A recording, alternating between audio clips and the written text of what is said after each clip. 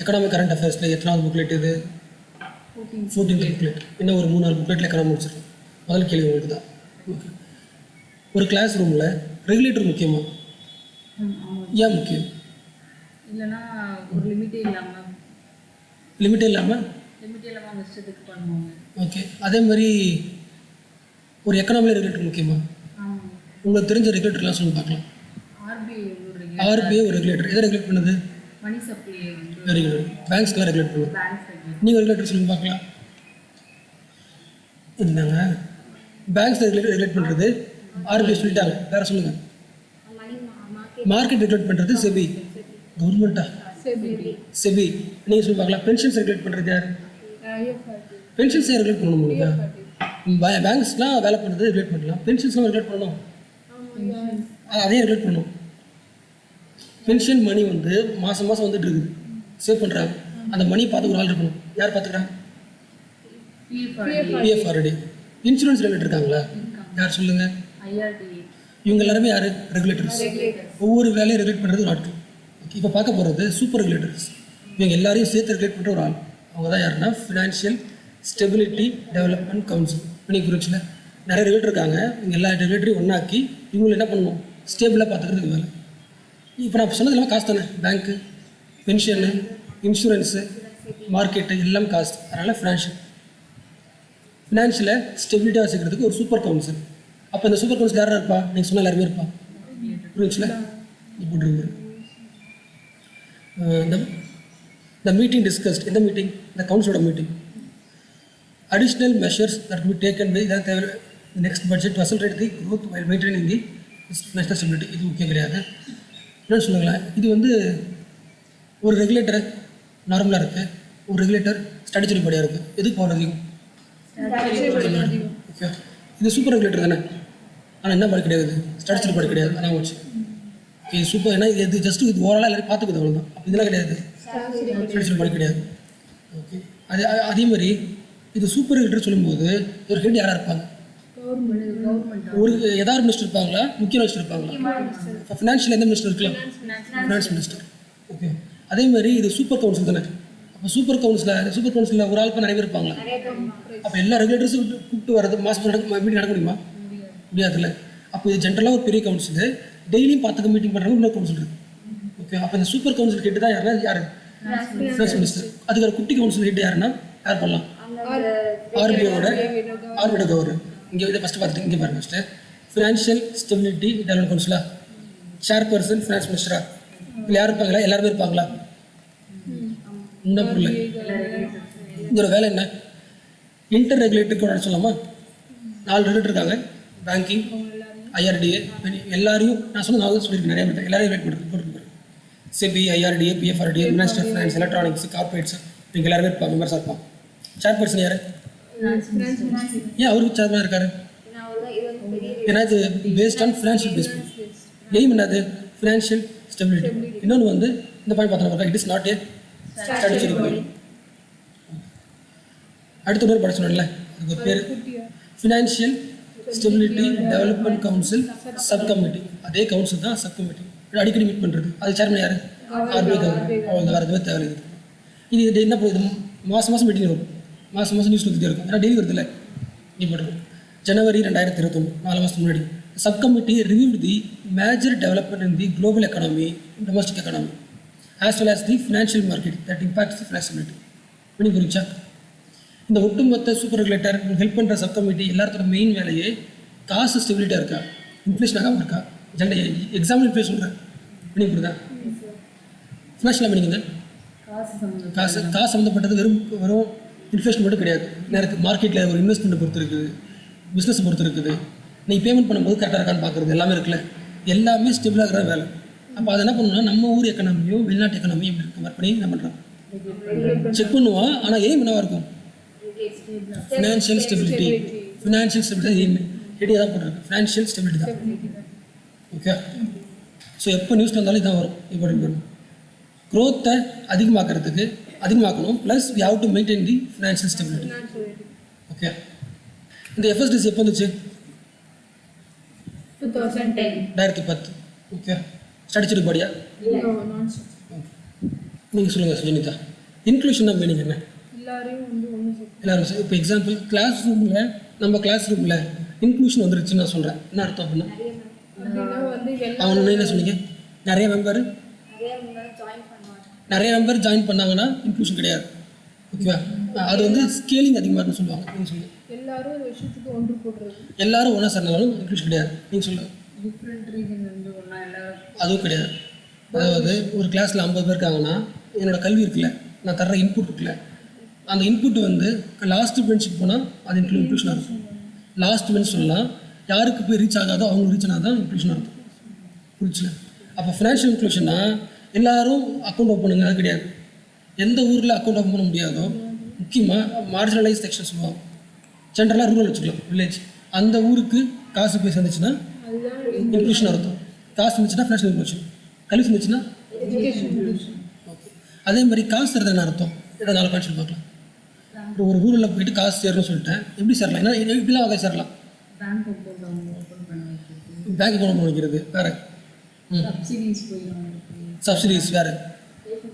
அதே மாதிரி ஜென்ரலாக என்ன சொல்லுவாங்கன்னா ஃபினான்ஷியல் இன்க்ளூஷன்னா யாரை டார்கெட்டு? மார்ஜினலைஸ் செக்ஷன், ரூரலில் போகிறோமா? ஜென்ரலாக சொல்லுவாங்கன்னா பேங்க் அக்கௌண்ட் ஓப்பன் சொல்கிறது. அது மட்டுமே கிடையாது, அக்கௌண்ட் ஓப்பன் பண்ணுறது மட்டும் விஷயம் கிடையாது. அவங்களுக்கு அவங்களுக்கு அதாவது அவங்களுக்கு லோன் வேணும்னா உடனே தர்றது ஒன்று. ரெண்டாவது அவங்களுக்கு இன்சூரன்ஸ் ரெடி பண்ணி தர்றது, பென்ஷன் ரெடி பண்ணி தர்றது.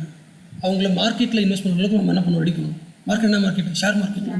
ஏன்னா வில்லேஜ் இருக்காங்க, சிட்டி போக முடியாது. ஆனால் ஷேர் மார்க்கெட் அறிவு அவங்க கொண்டு போகணும். அந்த அளவுக்கு கொண்டு போனால் தான் ஃபினான்ஷியல் இன்க்ளூஷன் சக்ஸஸ் நடக்கும். புரிஞ்சுல? அப்போ ஃபினான்ஷியல் இன்க்ளூஷன்ங்கிறது வெறும் என்ன கிடையாது. அப்போது நான் காசு சொல்கிறது சிங்கிளாக அவங்ககிட்ட காசு தரது, நிறைய விஷயங்கள் பண்ணுறது. அப்போ அந்த காசு தான் இன்வெஸ்ட்மெண்ட் இருக்குதுன்னு. அப்போ இட் ஹாஸ் மல்டிப்ளையர் எஃபெக்ட் சொல்லுவாங்க. நான் சொல்லிக் கொடுக்கறதால ஒரு விஷயம் நடக்க கிடையாது. நான் ஃபினான்ஷியல் இன்க்ளூஷன் பண்ணுறது வழியாக அந்த ஊர் மக்களோட எம்ப்ளாய்மெண்ட் அதிகமாகும், ப்ராஃபிட் அதிகமாகும், நான் பிஸ்னஸ் பண்ணுவான், ஷேர் மார்க்கெட் இன்வெஸ்ட் பண்ணுவான், லோன்ஸ் அதிகமாக வாங்குவான், நிறைய நடக்கும். Financial inclusion has multiplier effect. புரிச்சுல? எஸ். என்னாகும்? ஜென்ரலாகவே காசு போய் சேருது, கடன் வாங்குவோம், அவள் ப்ரொடக்ஷன் பண்ணுவோம், அவுட்புட் ஆகும், அதிகமாகும், பாவர்ட்டி குறைஞ்சிரும், இன்கம் இன்இக்வாலிட்டி குறைஞ்சிரும், ஜெண்டர் ஈக்குவாலிட்டி அதிகமாகிடும், உமன் எம்பவர்மெண்ட் அதிகமாகிடும். புரிஞ்சுல? ஒரு ஊரில் வில்லேஜில் இருக்கிற ஒரு பெண்களுக்கு ஷேர் மார்க்கெட்டாக என்ன தெரிஞ்சு போச்சுன்னா, ஷேர் மார்க்கெட்டை நம்ம உழைக்க தேவையில்லை. எதெல்லாம் டாப் கம்பெனிஸாக இருக்கோ இன்வெஸ்ட் பண்ண போகணும்னு தெரிஞ்சுன்னா என்ன பண்ணுவாங்க? இன்வெஸ்ட் பண்ணுவோம். ஓகே. ஸோ ஜெண்டர் ஈக்குவாலிட்டி என்ன பண்ண வீட்டிலேருந்து எனக்கு இம்ப்ரூவ் பண்ணுவோம். அப்போ நாம் என்ன பண்ண போகிறோம்னா, இப்போ பார்க்க போகிறது இந்த ஃபினான்ஷியல் இன்க்ளூஷனை கவர்மெண்ட் எப்படிலாம் இம்ப்ளிமெண்ட் பண்ணி பார்க்கலாம், எப்படிலாம் பண்ணிருக்கோம் சொல்லி பார்க்கலாம். நான் ஐடியா சொல்லி பார்க்கலாம். நீங்கள் தான் வந்து கவர்மெண்ட் எப்படிலாம் நீங்கள் சொல்லி அதை கொண்டு போய் சேர்த்துருப்பீங்க. ஏன்னா நீங்கள் ஒரு திட்டம், ஒரு 4 திட்டம் பேருங்க பார்க்கலாம். ஒரு 4 திட்டம் சொல்லி இது வழியாக நாங்கள் கொண்டு போக சொல்லி பார்க்கலாம். ஃபர்ஸ்ட் பார்த்து சொல்லக்கூடாது, யாரும் சொல்லலாம். அது நீங்கள் வச்சிட்டிங்களா? நீங்கள் சொல்லி பார்க்கலாம். என்ன சொன்ன புரிஞ்சா? நீங்கள் தான் பிரைம் மினிஸ்டர். ஃபினான்ஷியல் இன்க்ளூஷன் கொண்டு போய் யார்கிட்ட சேர்க்கணும்? மக்கள்கிட்ட அதுக்கு நீங்கள் ஒரு திட்டத்தை உருவாக்கணும் பார்க்கலாம். டேரெக்டாக போய்ட்டு அவங்க திட்டத்தை ஒரு பேர் சொல்லுங்கள். திட்டத்தை பேர் சொல்லுங்கள். பேர் டக்குன்னு அக்கௌண்ட் அது வந்து மோடி பண்ணது, நீங்கள் தான் சொல்லுங்கள். சொல்லுங்கள். அப்படின்னா வாக்கபிள் அக்கௌண்ட் ஸ்கீம்னா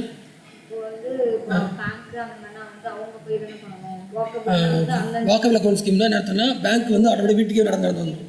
அது இருக்குதா? அதுவும் பண்ணியிருக்காங்க. அப்புறம் சொல்லி பண்ணிட்டாங்க. நீங்கள் சொன்னீங்க, நீங்கள் காப்பி அடிச்சுதான் சொன்னீங்க, படித்து சொல்லாதீங்க. நீங்கள் ஏன் சொல்லுங்கள்? ஏதாவது நீங்கள் சொன்னதை கவர்மெண்ட் பண்ணிக்க செக் பண்ணிக்கலாம். நல்லா எதாவது கேட்குறேன் சொல்ல மாட்டேன். இன்வெஸ்ட்மெண்ட் சீக்கிரம் invest in share market. Invest in share market ஜென்ரலாக அது எல்லாருக்குமானதாக இருக்குது. இன்வெஸ்ட் இன் ஓகே, நீங்கள் சொல்லுங்கள். ஆன்லைன் பிளாட்ஃபார்ம் ஏதாச்சும் ஆன்லைன் இப்போ ஆன்லைன் பிளாட்ஃபார்ம் ஸ்கீம் பேர் வச்சுங்களேன். இது எல்லாருக்குமா இல்லை அந்த ஊர் மக்களுக்கா? அவங்களுக்கு தனியாக போர்ட்டல் ஏதாவது அது மாதிரி பேர் சொல்லுங்கள் தான். நீங்கள் பேர் வைக்கலாம்ல. ஃபினான்ஷியல் இன்க்ளூஷன் போர்ட்டல் அப்படின்னா அதில் போயிட்டு ஈஸியாக லோ இன்ட்ரெஸ்ட்டில் லோன் வாங்கிக்கிற மாதிரி. சரி, ஓகே. இப்போ கவர்மெண்ட் என்ன பண்ணி பார்க்கலாம். உங்களால் ஒன்றும் யோசிக்க முடியல. ஓகேவா? கவர்மெண்ட் என்ன பண்ணிக்கணும் பாருங்க. முதல்ல மக்கள்கிட்ட காசு இருக்கணும்னா யார்கிட்ட காசு இருக்குது? பேங்க்கிட்ட தான் காசு இருக்குது. அப்போ பேங்க் எல்லாம் ப்ரைவேட் காரனாக இருந்தானா கண்டிப்பாக எங்கே இருப்பான்? சிட்டி தான் இருப்பான். அப்போ பேங்க் என்ன பண்ணலாம்? நேஷனலைஸ் பண்ணலாம். 1960 ஒருத்தர் நேஷனலைஸ் பண்ணாங்க, 80. ஓகே, இது ஃபஸ்ட் பாயிண்ட். இதில் கூட படிச்சிருப்பீங்க. ஜஸ்ட் அடுத்து பாருங்கள். Promotion of alternative banks. என்ன பேங்க்ஸ்னால் விவசாயிகள் கடன் தரும் பேங்க்கு நீங்கள் சொல்லியிருக்கலாம். பெண்களுக்கு, அதாவது கிராமப்புற பெண்களுக்கு லோன் தரும் பேங்க்கு சொல்லலாமா? அது மாதிரி யோசிச்சுன்னா இன்னும் சூப்பர் நடத்தும். இப்போ எக்ஸாம்பிள் ரூரல் பேங்க் இருக்கா, ரூரல் உமன் பேங்க்ஸ் உருவாக்கலாம் தானே, கோஆப்ரேட்டிவ் பேங்க்ஸ். அந்த மாதிரி வந்து வழக்கமான பேங்க்கை விட கொஞ்சம் ஆல்டர்னேட்டிவ் பேங்க்ஸ் நான் உருவாக்குவேன். யாரும் உருவாக்கியிருக்கா? கவர்மெண்ட் உருவாக்கியிருக்கேன். அடுத்து லீட் பேங்க்ஸ்க்கு இது கேள்விப்பட்டிருக்கீங்களே, ஒவ்வொரு டிஸ்ட்ரிக்ட்டுக்கு ஒரு பேங்க் போட்டுடலாம்.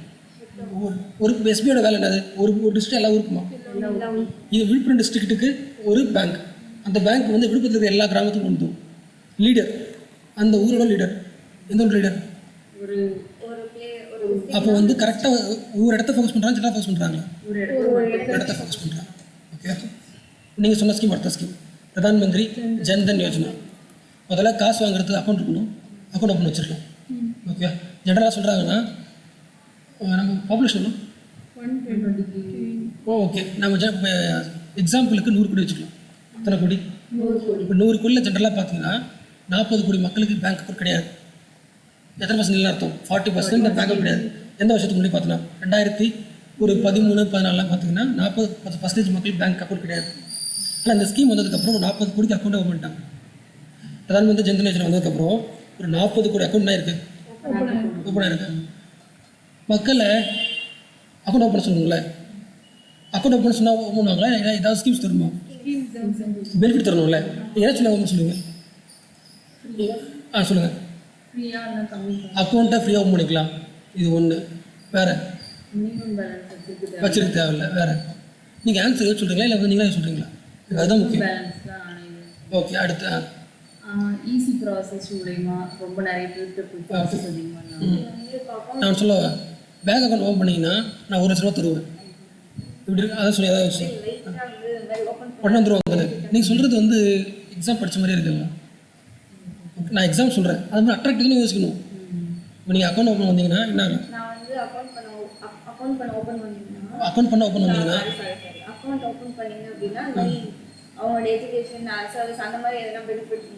யாரெல்லாம் அக்கௌண்ட் ஓப்பன் பண்ணுறீங்களோ அவங்களுக்கு 1 வருஷத்துக்கு அரிசி ஃப்ரீ. அது பண்ணலாம் தானே? பண்ணலாம்ல. ஓகே, அந்த மாதிரி தான் இதுவும் பண்ணுறது. இந்த அக்கௌண்ட் ஓப்பன் பண்ணிங்கன்னா உங்களுக்கு இன்சூரன்ஸ் ஃப்ரீ. இவ்வளோ நீங்கள் அடிபட்டுச்சுன்னா 1 லட்ச ரூபா காசு கிடச்சிடும் உங்களுக்கு. அப்படிலாம் நிறையா பெனிஃபிட் இருக்கும், அதை பார்க்கலாம். ஓகே, நிச் பேங்கிங் அப்படின்னா அர்த்தம்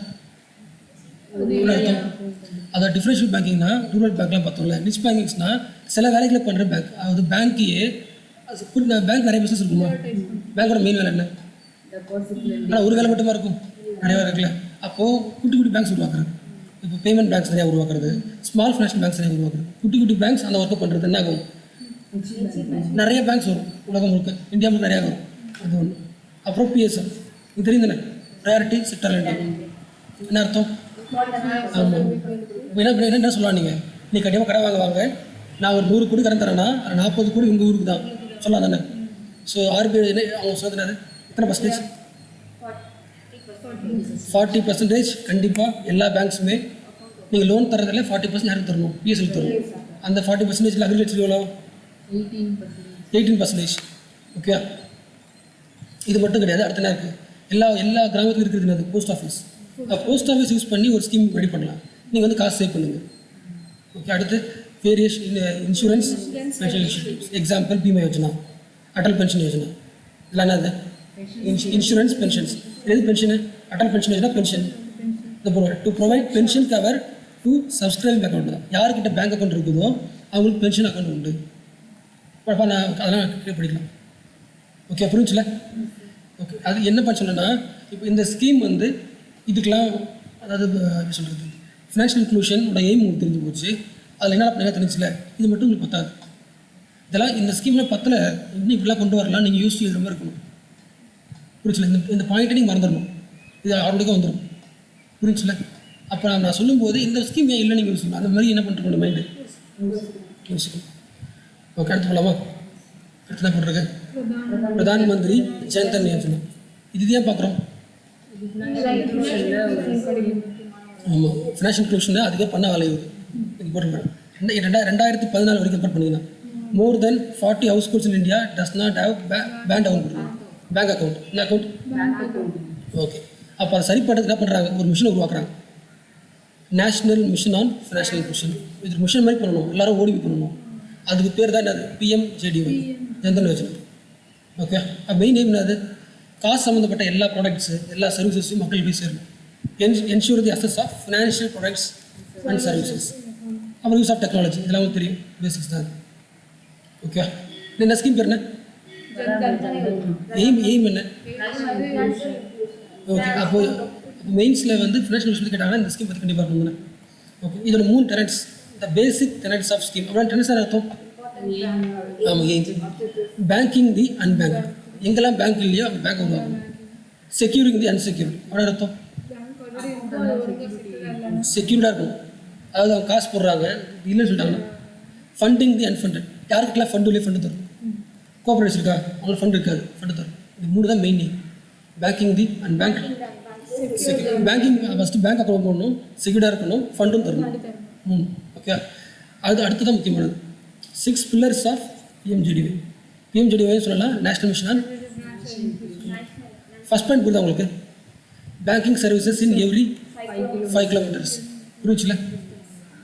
ஓகே, இங்கே போடுங்க. இதில் த கண்ட்ரி ஆஸ் முதல்ல இது ஒரு இது சொல்லுவாங்களே, ஓட்டு போகிறதுக்கு இடத்த பிரிப்பாங்களே கான்ஸ்டுவன்சி, அதே மாதிரி the country has been divided into number of sub service areas. பிரிச்சுருவாங்க. பிரிச்சதுக்கப்புறம் எப்படி பிரிக்கிறாங்கன்னா பாப்புலேஷன் தான் பிரிப்பாங்க. Each with 1000 to 1500 households. Okay, இந்த 1000லேருந்து 1500 ஹவுஸ் ஹோல்டு வரைக்கும் இவங்களுக்கு ஒரு பேங்கிங் அவுட்லெட். அது எங்கே இருக்கணும்னா 5 கிலோமீட்டருக்குள்ளே இருந்தோம். ஓகே, அடுத்து account for each family individual. Okay, ஏற்கனவே எப்படி இருந்துச்சுன்னா அக்கௌண்ட் ஒரு ஃபேமிலி ஒருத்தவங்க இருக்குன்னு சொன்னாங்க. ஒரு ஃபேமிலியில் அட்லீஸ்ட் அதை ட்ரை பண்ணாங்க. இப்போ வந்து இன்னும் கொஞ்சம் போயிட்டு அந்த வீட்டில் இருக்க அடல்ட் இருக்காங்களே, இல்லை அடல்ட்டுக்குமே என்ன இருந்துடணும். So account for each family individual, ஃபேமிலியில் இருக்கிற ஒவ்வொரு ஆளுக்கும் என்ன வரணும். The bank account for each adult individual with accident insurance of எவ்வளோ? 1 lakh, 2 lakh for RuPay debit card holders and overdraft facility of 5,000. புரிச்சுல? இந்த அக்கௌண்ட் ஓப்பன் பண்ணிட்டீங்கன்னா உங்களுக்கு உடனே காசு தேவைன்னா என்ன பண்ணிக்கலாம்? எடுத்துக்கலாம். 5,000 இருந்துச்சு 10,000 ஆக்கிட்டான். இது போன வருஷம் அப்டேட், இது இந்த வருஷம் அப்டேட். அதே மாதிரி போன வருஷம் வரைக்கும் இன்சூரன்ஸ் கவர் வந்து 1 லட்சம். உங்களுக்கு அடிபட்டுருச்சுன்னா இன்சூரன்ஸ் 1 லட்சம் தருவாங்க. இப்போ 2 லட்சம். ஓன் டிராஃப்ட் ஃபெசிலிட்டியும் அதிகமாக இருக்குது. எவ்வளோ இருக்குது? 15,000 ஆயிடுச்சு. என்ன ஸ்கூல் படிச்சுட்டு இருக்கோம் நம்ம? மற்றலாம் உங்களுக்கு தெரியும். அந்த ஃபினான்ஷியலை பற்றி அறிவு கொண்டு போகணும். கரெக்டாக ஏடிஎம்னா என்ன, எப்படி சேவ் பண்ணலாம், எப்படி இன்சூரன்ஸை வந்து ஆன்லைனில் பண்ண முடியும், இதெல்லாம். இந்த பாயிண்ட் ஏன் சொல்லி பார்க்கலாம். இந்த பாயிண்ட் இல்லையா வருது? என்ன சொல்கிறது புரியுதா? 1 செகண்ட். அதாவது ஜன்தன் யோஜனாவில் எவ்ரி 5 கிலோமீட்டர்ஸில் பேங்கிங் சர்வீஸ் வைக்கிறது லாஜிக் இருக்குது. அப்புறம் வந்து நம்ம யாரை டார்கெட் பண்ணுறோம்னா எல்லா ஃபேமிலி இண்டிவிஜுவல் டார்கெட் பண்ணுறது ஓகே. அதேமாதிரி ஃபினான்ஷியல் பற்றி அறிவு வேணும் ஓகே. இந்த கிரெடிட் கேரண்டி ஃபண்ட் ஏன் சொல்கிறாங்க?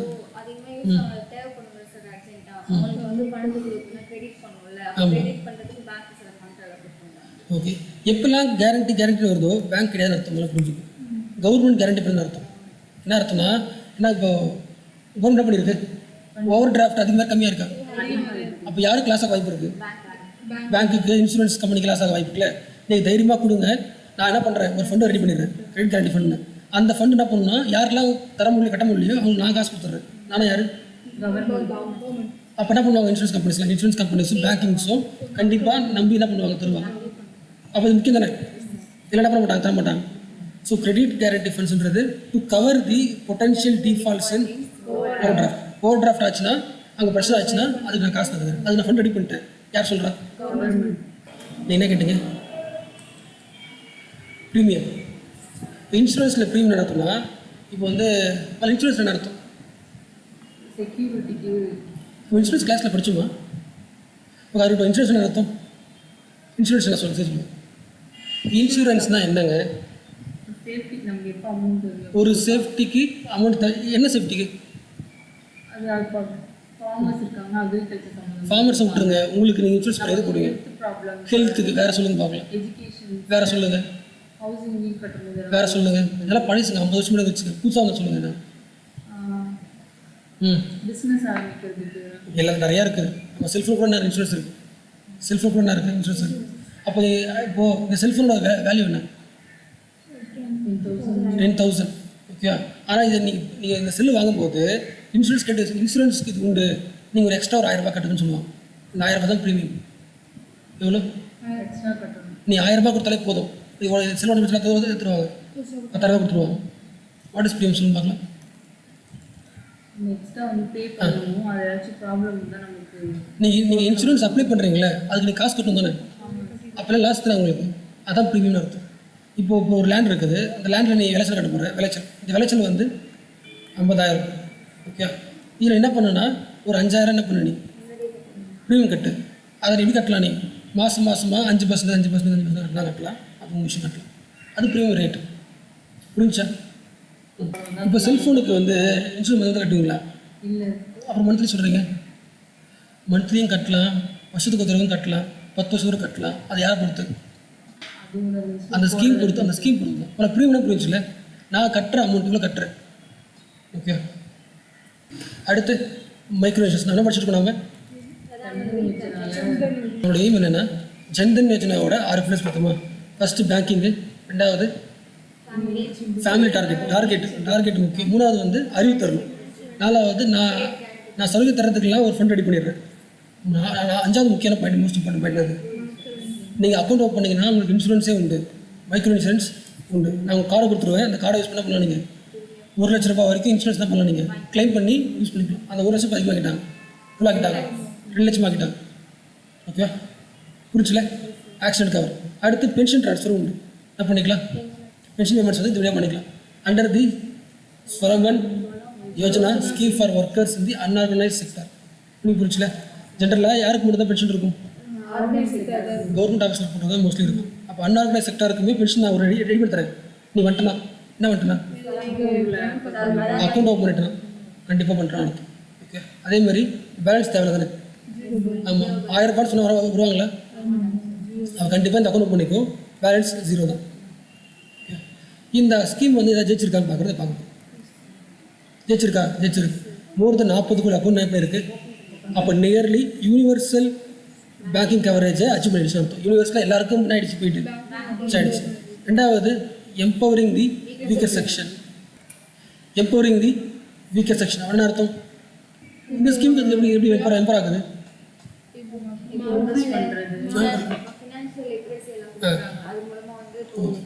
அது வீக்கர் செக்ஷன் டார்கெட் பண்ணுறது எய்மே, அக்கௌண்ட் ஓப்பன் பண்ணி டார்கெட் தான். ஓகே, அப்புறம் அது டைரக்ட் பெனிஃபிட் ட்ரான்ஸ்ஃபர் ஸ்கீம்ஸா.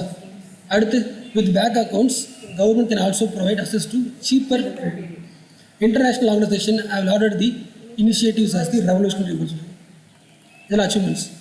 அதாவது எல்லாருக்கும் கிடச்சி போச்சு, முக்கியமாக யாரும் கிடச்சி போச்சு, வீரதர்ஷன் கிடச்சி போச்சு. அதே மாதிரி ஈஸியாக என்னது, அந்த மக்களுக்கு உடனே கவர்மெண்ட் சலுகை சொல்லுதுன்னா கொரோனா டைமில் உடனே போய் என்னாச்சு செஞ்சுருது. இன்டர்நேஷ்னல் லெவல்லையும் அதிகமாக பண்ணுறாங்க, பாராட்டுறாங்க. இன்னும் லாஸ்ட் டைமை விட இப்போ எல்லாருக்கும் கடன் வாங்குறது வட்டி வந்து கம்மியாயிருக்கு. What is cheap money policy? Cheap money பாலிசினா வட்டி கம்மின்னு அர்த்தம். அதானே, அதான் சொல்லுங்கள். சீப்பர் கிரெடிட் வந்து என்னது, இந்த ஜன்தன் யோஜனாக்கு வந்ததுக்கப்புறம் ஆட் பண்ணுறாங்க. So what are the key changes made in September 2018? First வந்து ஓப்பன் எண்டட் ஸ்கீம். ஃபஸ்ட்டு எப்படி பண்ணால் இந்த வருஷத்துக்குள்ளே நீங்கள் அக்கௌண்ட் ஓப்பன் பண்ணிட்டீங்கன்னா மட்டும்தான் உங்களுக்கு சலுகைலாம் ஒன்று சொன்னாங்க. இப்போ நீங்கள் நாலு கடன் போகலாம், எப்போ போனாலுமே உங்களுக்கு என்ன உண்டு, ஜன்தன் யோஜனா அக்கௌண்ட் ஓப்பன் பண்ணிங்கனாலே சலுகை எல்லாம் ஒன்று சொல்லிட்டாங்க. ஓப்பன். அடுத்து ஹையர் இன்சூரன்ஸ் கவர். 1 லட்சம் இருந்துச்சு, இப்போ என்ன ஆயிடுச்சு, இன்சூரன்ஸ் கவர் 2 lakhs ஆகிடுச்சு. ஓவர் டிராஃப்ட் ஆகிடுச்சு, இப்போ 5000 இருந்துச்சு, இப்போ 10,000 ஆகிடுச்சு. அதே மாதிரி இந்த ஓவர் டிராஃப்ட் எடுக்கிறாங்களே, யாரும் எடுக்கலாம் கேட்டால் 60 வயசு தான் எடுக்கலாம், இப்போ 60 வயசு எடுக்கலாம். புரிஞ்சுல? 18 to 60 years வரைக்குமே எடுக்கலாம். இப்போ யாரும் எடுக்கலாம், 65 வயசு 6 பேர் எடுக்கலாம். அப்போ கவர்மெண்ட் என்ன பண்ணல, நீ இறந்து போயிடுவேன், நான் தர மாட்டேன்னு சொல்லலாம். பார்க்கல, இன்னும் நிறைய பேர் என்ன பண்ணுது, என்ன தராங்க, இது இன்சூரன்ஸாக பார்த்து சொல்லுங்களேன். இன்சூரன்ஸ் பார்க்கலாம். இன்சூரன்ஸ் கிடையாது. ஓவர் டிராஃப்ட் ஓடினா என்ன கேட்குறேன் தமிழில், இங்கிலீஷில் ஓடி எக்ஸ்பென்ஸ் சொல்லுங்கம்மா. அப்படின்னு என்ன அர்த்தம், எக்ஸ்ட்ரா ஒர்க் பண்ணுறதா? அதுக்கு அது அமௌண்ட் எவ்வளோ கேட்கல. ஓடினா என்ன, அதான் எக்ஸ்ட்ரா ஒர்க் பண்ணால் காசு தரேன்னு சொன்னாங்களே, அது அப்படி சொன்னீங்களா? ஓடினா அர்த்தம், கிளாஸ் முடிச்சதுக்கப்புறம் சொன்ன அர்த்தம். ஓடினா அர்த்தம் ஓவர் டிராஃப்ட் ஃபெசிலிட்டி. நீங்கள் எவ்வளோ அக்கௌண்ட் காசு வச்சுருக்கீங்களோ அந்த காசை விட எக்ஸ்ட்ரா ஒரு 5000 ரூபாய் காசு எடுத்துக்கலாம், தேவைன்னா. ஓகே, சீதா நீ சொல்லுங்கள். சீதா, கவர்மெண்ட் நிறைய ஸ்டெப் எடுத்திருக்கா. என்ன ஸ்டெப் எடுத்திருக்கு? ஃபினான்ஷியல் இன்க்ளூஷன் அதிகமாக்குறதுக்கு நான் ஒரு 4 சொல்லுங்க பார்க்கலாம். ஃபர்ஸ்ட் வந்து பேங்கிங் மோனிகா அது என்ன இந்த பீடிஎஃப் வெயிட்டிங் சொல்லுங்க மோனிகா. ஃபினான்ஷியல் செக்டர் இப்போ செக்டர் தான் போட்டிருக்கு. ஓகே ஃபினான்ஷியல் ஆமாம் ஃபினான்ஷியல் செக்டரை பார்க்குறோம். அதில் இது வந்து ஜென்ரலாக பார்த்தோம், இந்த வருஷம் நியூஸில் வந்தாலும் அது பார்த்தோம். அடுத்து பார்க்க போகிறது ஃபினான்ஷியல் இன்க்ளூஷன் பார்த்தோமா, கவர்மெண்ட் எடுத்த ஸ்டெப்ஸ்லாம் பார்த்தோமா. யார் கவர்மெண்ட் எடுத்த ஸ்டெப்ஸ் என்ன ஸ்டெப்ஸ் பார்க்கலாம் சொல்லு. நேஷனலைசேஷன், லீட் பேங்க்கு, வேறு already banks, Jan Dhan Yojana, rich banks, PSL, இது எல்லாமே கவர்மெண்ட் எடுத்த இனிஷியேட்டிவ். ஓகே அடுத்து பார்க்க போகிறது முக்கியமானது எஜுகேஷன் இருக்காங்க.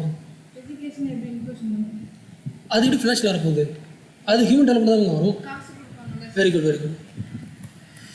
Other recent efforts to promote financial inclusion. அதாவது கவர்மெண்ட் பார்த்தோமா, இப்போ அடுத்து முக்கியம் பார்க்க போகிறது எல்லாமே ஆர்பிஐ ஃபினான்ஷியலி பார்க்க போகிறோம். ஆர்பிஐ நல்லா பண்ணியிருக்கு. Okay recently RBI released the national strategy for financial education 2005. இதை பார்த்து காப்பீடு சொன்னீங்களா மேடம், நீங்கள் தப்பு பண்ணுறீங்களே. அதாவது ஃபினான்ஷியல் இன்க்ளூஷன் ஜெயிக்கணும்னா முக்கியமானது எது? பேங்க் என் நண்பன் அவங்களுக்கு தெரியும் தானே. பேங்க் என் எதிர் நினச்சி என்ன பண்ணுவாங்க, கிட்ட போவாங்களா? பேங்க்னா என்ன, மார்க்கெட்னா என்ன, அக்கௌண்ட்னா என்ன, அது எதுக்கு எப்படி யூஸ் ஆகும் அப்படின்னு நீ கல்வி தராத வரைக்கும் இன்க்ளூஷன் என்ன ஆகாது. நீ இப்போ பக்கத்துலேயே கதை திறந்தா கூட நம்மளை கதை என்ன பிடிப்பாங்க வீடு சொல்லிடுவோம். நம்ம இதெல்லாம் ஒரு ஆன்சர் ஆகும். அதுக்கு என்ன பண்ணுதுன்னா ஆர்பிஐ என்ன பண்ணிடுச்சு, அதுக்கு வந்து சொல்லி தராங்க. ஒரு ஸ்ட்ராட்டஜி ரெடி பண்ணியிருக்கு, ஒரு டாக்குமெண்ட் ரெடி பண்ணியிருக்கு. யார் ரெடி பண்ணியிருக்கா? அது எய்ம் என்னவா இருக்கும் அப்போது இப்படி சொல்லி பார்க்கலாம். ஒரு டாக்குமெண்ட் ரெடி பண்ணுறீங்க, இப்படிலாம் பண்ணிங்கன்னா ஆட்டோமேட்டிக்காக உங்களுக்கு என்ன வந்துடும், கல்வி வந்துடும் சொல்லணும். நீங்கள் சொல்கிறீங்கன்னு அர்த்தம். என்ன பாயிண்ட்ஸ்லாம் இருக்கும் கொஸ்டின் பண்ணுங்க சார். ஃபினான்ஷியல் எஜுகேஷனை எப்படிலாம் இம்ப்ரூவ் பண்ணலாம் மக்கள்கிட்ட, நான் டாக்குமெண்ட் ரெடி பண்ணுறேன். யார் ரெடி பண்ணுறா? அப்போ அதில் என்னென்ன பாயிண்ட்ஸ்லாம் இருக்குன்றது நீங்கள் யோசிச்சு சொல்லுங்கள். கீழே இருக்க செக் பண்ணிக்கலாம். செமினார்ஸ் கூப்பிட்டு மக்களை கூப்பிட்டு செமினார் ஒன்று சூப்பர். அடுத்து கிளாஸ்லேயே வந்து அது ஒரு சப்ஜெக்டாகவே இருக்கும். Very good super. அதெல்லாம் வேறு லெவலு. ஸ்கூலில் தான் இப்போ கிராமத்து பசங்க வராங்க, ஸ்கூலுக்கு வராங்க, காலேஜுக்கு வராங்க, அங்கே கரிக்குலமும் ஆட் ஆகிடுச்சுன்னா படிக்க வச்சுருவாங்க. இதை பில்ட் பண்ணி சொல்லுவாங்க. நான் ஒரு ஆளு ஆம்பர்ஸ்மேன் வேற ஒருத்தவங்க பேர் ஆம்பர்ஸ்மேன் தெரியுமா? அது தெரியும் சார். ஆம்பர்ஸ்மேன் சொல்லுங்கள். ஆம்பர்ஸ்மேன் ஒரு பேங்க்ல இருப்பாங்க. பேங்க்ல இருக்கு. பேங்க்ல குறைத்துக்கிறது இருக்குது தான் ஆம்பர்ஸ்மேன். சரி ஓகே. ஒரு ஆள் மாதிரி வச்சுக்கிட்டு ஒரு வீட்டுக்கு போய் நீங்கள் இந்த மாதிரி அக்சஸ் பண்ணி வச்சு சொல்லி தராங்க. வீட்டுக்கு வீடு ஒரு ஆளை போட்டு வாசல் கடையில் உட்காந்துக்கிட்டு பேங்க் வாங்க. Okay very good. அடுத்த பாட்டு சொல்லுங்கள். அட்வர்டைஸ்மெண்ட் கொடுக்குறது, டிவியில் டிவியில் விளம்பரம் என்ன விளம்பரம் தரலாம்? அட்வர்டைஸ்மெண்ட். Okay okay. அடுத்து நீங்கள் சொல்லுங்கள். ரேலி போடுது, அந்த ரேலி அந்த மாதிரியான பசங்க தூக்கிட்டு பேங்க் அந்த பேங்க் அக்கௌண்ட். ஓகே பார்க்கலாமா? அதுக்கு முன்னாடி இந்த ஸ்ட்ராட்டஜியோட எய்ம் பர்பஸ் புரிஞ்சா? வாட் இஸ் தி பர்பஸ் சொல்லுங்க பார்க்கலாம். Empowerment of people about financial inclusion. About the various sections of the population develop adequate knowledge, skills, attitude, behavior about the money, better money எப்படி manage பண்ணலாம், எப்படி invest பண்ணலாம், எப்படி அதை பற்றியான ஸ்கில்லை வராங்க. இப்போ நீங்கள் சொன்னதில் இதெல்லாம் வந்து பார்க்கலாமா? ரேலி இருக்கா பார்க்கலாமா?